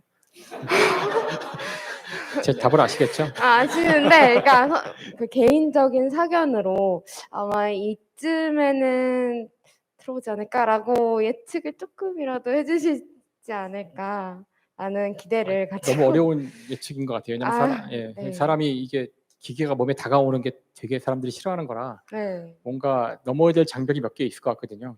근데 아마 이게 불편하기 때문에 그러니까 몸에 붙어 있어야 되는데 떨어져 있는 상황이라서 어떤 형태로든 더 가까워지려고 할 것 같긴 하거든요. 네. 그러니까 어떤 방식인지 모르겠지만 우리가 이제 수용할 수 있는 방식이어야 할 테니까 이런 거 지금 붙이라 그러면 다 싫어할 거 아니에요. 그러니까 그런 건 아닐 테니까 뭔가 더 교묘한 방법으로 들어와야 되는데 거부감을 느끼지 않게 그런 거는 뭔가 아주 기발한 아이디어들이 보통 나와야 되거든요. 제가 다시 조금만 수정을 해서 그러면은 어떤 형태가 교수님한테 마음에 들까요? 그 몸에 들어온다면 스마트폰이 몸에 들어온다면. 아. 근데 사실 기계가 몸에 들어오는 게 어떤 분들은 되게 정말 그럴까 싶을 수도 있지만 저희는 기계와 언제나 살아왔다고 생각하거든요. 안경 같은 게 사실 기계죠. 이거 지금 제 몸의 일부나 다름없는데 그러니까 이미 우리는 오랫동안 기계랑 같이 살아왔어요. 우리 주위에 수많은 것들이 사실 기계인데 그 인공지능 같이 작동 안 해서 그런 것뿐이지. 그래서 거부감만 사라지면 네. 바로 들어올 거라 글쎄요. 근데 뭐 예상을 하는 게 좀 무의미할 수도 있어서 일단 뭐 머리 어딘가 뇌랑 연동이 돼야 할 테니까 뇌에 가까운 곳에 있어야 될 거고 그다음에 몸에 붙어야 되는 뭐 꼭 피부 안으로 들어와야 되는지는 확실하진 않아요. 피부에 안 들어와도 뭐 같이 있을 수 있다면 어디 붙이는 거라도 가능하다면 그럼 그게 더 마음이 편하겠죠. 그렇게 왔다 들어갈 수도 있을 거고 그래서 섭단 못 하겠는데요. 네. 저 자꾸 감사합니다. 힘들게 하지 마세요. 저 이제 제가 모르는 얘기 자꾸 하는 거 되게 싫어하고 아, 어차피 모르는 자꾸 얘기해봐야 서로 간에 시간 낭비라서 네, 알겠습니다. 일단 모르겠는데 더 가까워질 거는 같아요. 어떤 방식으로든.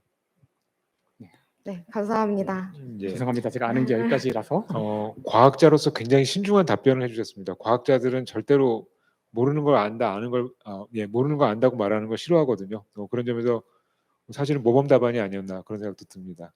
예, 혹시 다른 궁금하신 점 혹은 교수님께 드리고 싶으신 말씀 있으면 요 가운데 분이 먼저 손 들어주셨는데요. 마이크가 올 겁니다. 조금만 기다려 주십시오. 네, 안녕하세요. 네, 강연 잘 들었습니다. 저는 개인적으로 드리고 싶은 질문이 아까 그 인문학이나 이런 철학 같은 데 관심이 가지게 된 계기가 이제 어떤 사람들 간의 관계 혹은 사람들과는 이제 부딪히면서 그렇게 관심이 가졌다고 말씀을 하셨는데 그게 사실은 어떻게 보면은 계속 자기와의 대화 그리고 자기의 어떤 내면의 소리를 많이 집중을 하셨다고 저는 생각을 했거든요. 그래서 최근에 교수님 개인적인 혹은 최근에 가장 집중을 하고 계시는 뭐 질문이라든지 화두가 있으신지 여쭤보고 싶습니다. 그러니까 뭐 인문학적인 주제요? 아니면은 과학적인 주제? 네, 뭐든 상관없이 그냥 최근에 가장 많이 집중하는 부분이 어떤 아마 부분이신지. 물리학자로서 연구 주제는 아닐 겁니다. 그거 이외의 분야겠죠. 글쎄요. 언제부턴가는 그냥 그렇게 심각하게 생각하지 않고 사는데요. 그 언제부터인지는 모르겠지만 그냥 현실에 충실하게 살아가는 쪽으로 이렇게 나이가 들어서 그런가. 그러니까 한때는 그렇게 치열하게 무엇이 옳은 것이고 뭐 이런 어떤 지문을 던지고 막 찾아보고 그랬던 때가 있었는데 주로 막 공부할 때죠. 인문학 같은 공부하고 할 때는 그랬었는데 바빠서 그런 것만은 아니고 점점 그렇게 하는 게 과연 어떤 의미가 있나 이런 생각이 좀 드는 것도 있고 좀 허무스럽기도 하고 그냥 충실하게 그때 지금도 충분히 매일같이 많은 일들이 생기는데 그런 거 하나하나를 제대로 처리하는 것도 쉬운 일이 아니더라고요. 끊임없이 인간 문제는 생기고 항상 뭐 판단해야 될 사회 문제도 있고 하니까 그런 거 생각하고 뭐 그다음 뭐 이런 강연 같은 거 받았을 때 어떤 얘기를 해야 되나 이런 거 정리하기도 바빠서 그 이제는 그렇게 큰 어젠다를 막 고민하거나 그런 것 같지는 않아요. 지금은. 그러니까 물론 제 물리적으로 이런 거에는 롱텀 생각하는 것들이 있지만 지금 말씀하신 그런 어떤 거를 크게 생각하면서 그걸 찾아가기보다는 그때그때 작은 관심사들을 찾아가는. 얼마 전에는 제가 1920년대 그러니까 그 무슨 고종에 대한 발표를 할 때가 있어가지고 뭐 이상한 데서 그런 거 한다는지 모르겠는데 그 바람에 이제 우리나라에 어떻게 과학이 들어왔고 일제 강점기 때 과학이 어땠을까 이제 이런 데 의문을 가지고 한동안 열심히 그냥 취미삼아 공부해 본 적도 있고요. 그러니까 그런 식으로 하다가 또 다른 데 관심이 생기면은 뭐 영화 보다가 라스트 킹덤 보면서 바이킹이 궁금한데 그래서 막 바이킹 공부하고 막 그래. 그러니까 이런 식으로 그냥 그때 그 지적 호기심을 채워가는 시기지 큰 문제를 고민하는 어차피 답도 안 나오더라고요. 전에 답도 안 나오고 아무리 해봐야 그냥 피곤하기만 하고 그래서 그냥 그때 그 알고 싶어하는 것들을 채워가는 쪽으로. 하지만 이제 제 전공이나 물리 쪽에서는 오래 생각하는 문제가 있죠. 예, 알겠습니다. 사실은 늘 어떤 화두를 가지고 생각하는 타입의 학자가 있고 주어진 문제를 잘 해결하는 사람도 있는데요. 프랑스의 유명한 철학자 앙리 베르그손도 비슷한 얘기를 한 적이 있습니다. 내 책들은 그때그때 주어지는 문제를 해결하기 위해서 쓴 거지 어떤 체계를 만들려고 한 게 아니다 그랬는데 결과적으로 앙리 베르그손의 철학에 대해서는 사람들이 하나의 큰 체계를 가지고 있다고 생각하거든요. 어쩌면 김상욱 교수님도 그때그때 주어지는 주제에 대해서 생각하고 발표하시고 책을 쓰시지만 우리는 그걸 하나의 커다란 체계로 생각하게 될지도 모르겠습니다. 예, 너무 아까 좋게만 말씀하시는 거 아닐까요? 어떻게 얘기해도 좋게만 말씀하시는. 저도 긍정적인 사람이기 때문에요. 아까 그 옆에 분이시던가요? 손 드셨던 분이 계셨던 것 같은데요. 예. 그분께 마이크 넘겨드리면 될 것 같습니다. 네, 교수님 오늘 강연 잘 들었고요.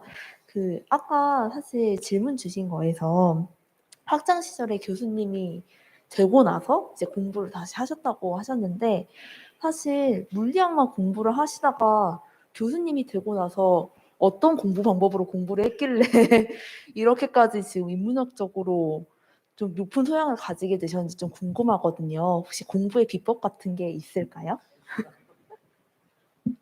그런 게 있을 리가 없잖아요. 그렇죠. 그러니까 예를 들어 처음 시작이 러셀의 철학, 서양 철학사였던 것 같은데요. 그러니까 불현듯 철학을 알아야겠다는, 그러니까 뭐 준비하게 됐는데 과학의 역사, 철학의 역사를 앞에 조금 소개를 해야 되는데 아는 게 하나도 없으니까 급하게 보고서 일단 몇 장 만들어 넣어야 될 것 같아서 그 책을 폈는데 의외로 되게 인상 깊어서 그거를 보고 또 하나, 그러니까 철학사 책을 몇 개 봤던 것 같아요. 그 책 보고 그다음에 누구지? 또 한 분 20세기 초에 쓰여진 책인데 또 철학사 책이 하나 또 있거든요. 그래서 그러니까 그때 처음으로 제가 철학사에 나오는 그런 것들이 나한테 잘 맞는다는 거를 깨달았어요. 그때 그래가지고 되게 재밌더라고요. 이런 질문들을 나도 옛날에 한 적이 있는데 이게 이렇게 많은 사람들이 생각을 하고 고민을 해서 많은 답을 내놨구나. 그래서 그게 꽂히니까 한동안 그것만 열심히 본 적이 있고 읽다 보니까 몇 사람 또 이제 막 관심이 가는 철학자들이 생기니까 그 사람들 책을 또 찾아서 이제 보게 되고 비트겐슈타인도 굉장히 아주 마음에 확 들어서 이거 내가 정말 이거 좋은 얘기네 뭐 이런 식으로. 그러니까 저는 원래 책을 이렇게 막 보다가 꽂히면 그쪽으로 막 한참 가다가 또 지겨워지면 휙 나와서 막 이런 스타일이거든요. 그냥 그렇게 했던 것 같아요. 특별히 뭐 이렇게 방법이 있거나 그런 건 아니고. 근데 그때 꽂혀야 돼요. 꽂히지 않는 거를 잘 하진 않아요. 철학 전공자 입장에서 굉장히 놀라운데요. 러셀의 서양 철학사는 학부에서 철학 전공한 사람들이 4년 동안 읽지도 못하고 졸업하는 경우도 많거든요. 거의 읽는 게 불가능하다 싶을 정도로 쉽지 않은 책인데 그걸 재미있게 읽으셨다니 이건 그냥 정말 재능이라고밖에는 말씀을 드릴 수가 없습니다. 뭐 아까 말씀하신 대로 꽂히면 이것도 되게 중요한 것 같은데요. 뭐 방송에서 보니까 대단한 밀리터리 덕후이시기도 하시고 좋아하는 일은 끝까지 한다 이런 성격이 있으신 게 아닌가 이런 생각이 듭니다. 좋아하는 걸 일단 붙잡으면 놓지 않는다. 아마 그런 성격의 특성이 지금의 교수님을 만든 게 아닌가 이런 생각이 문제는 드네요. 꽂히지 않으면 해야 될 일도 안 해요. 그러니까 이게 또 큰 문제. 항상 모든 게 여러분 이런 건 절대로 배우지 마시기 바랍니다. 예, 오늘 김상욱 교수님하고 같이 이제 굉장히 재밌는 이야기도 많이 해보면서 굉장히 의미 있는 시간을 가졌는데요. 여러분 어떠셨나요? 재밌으셨나요? 예, 다들 좋아하신 것 같아서 다행입니다. 이 인문 360 인문 강연 파트 1이 이제 한 번 남았습니다. 다음 주에 뇌과학자이신 장동선 박사님을 모시고 마지막 시간을 진행할 텐데요. 이 파트 1이 끝나고 11월에는 파트 2도 진행이 되니까요. 끝까지 많은 관심 가져주시기 바랍니다. 예, 오늘 김상욱 교수님을 모시고 세 번째 시간을 진행했는데요. 많은 분들께 아마도 재미있고 그리고 의미도 있는 시간이 되었기를 바랍니다. 그리고 여러분들 여기 현장에 계신 분들 이외에 온라인으로 시청해 주신 분들께도 감사드리고요. 여러분들께도 좋은 시간이 됐기를 바라겠습니다. 예, 그러면 이것으로 인문 360 인문 강연 세 번째 시간을 마치겠습니다. 감사합니다. 네, 감사합니다.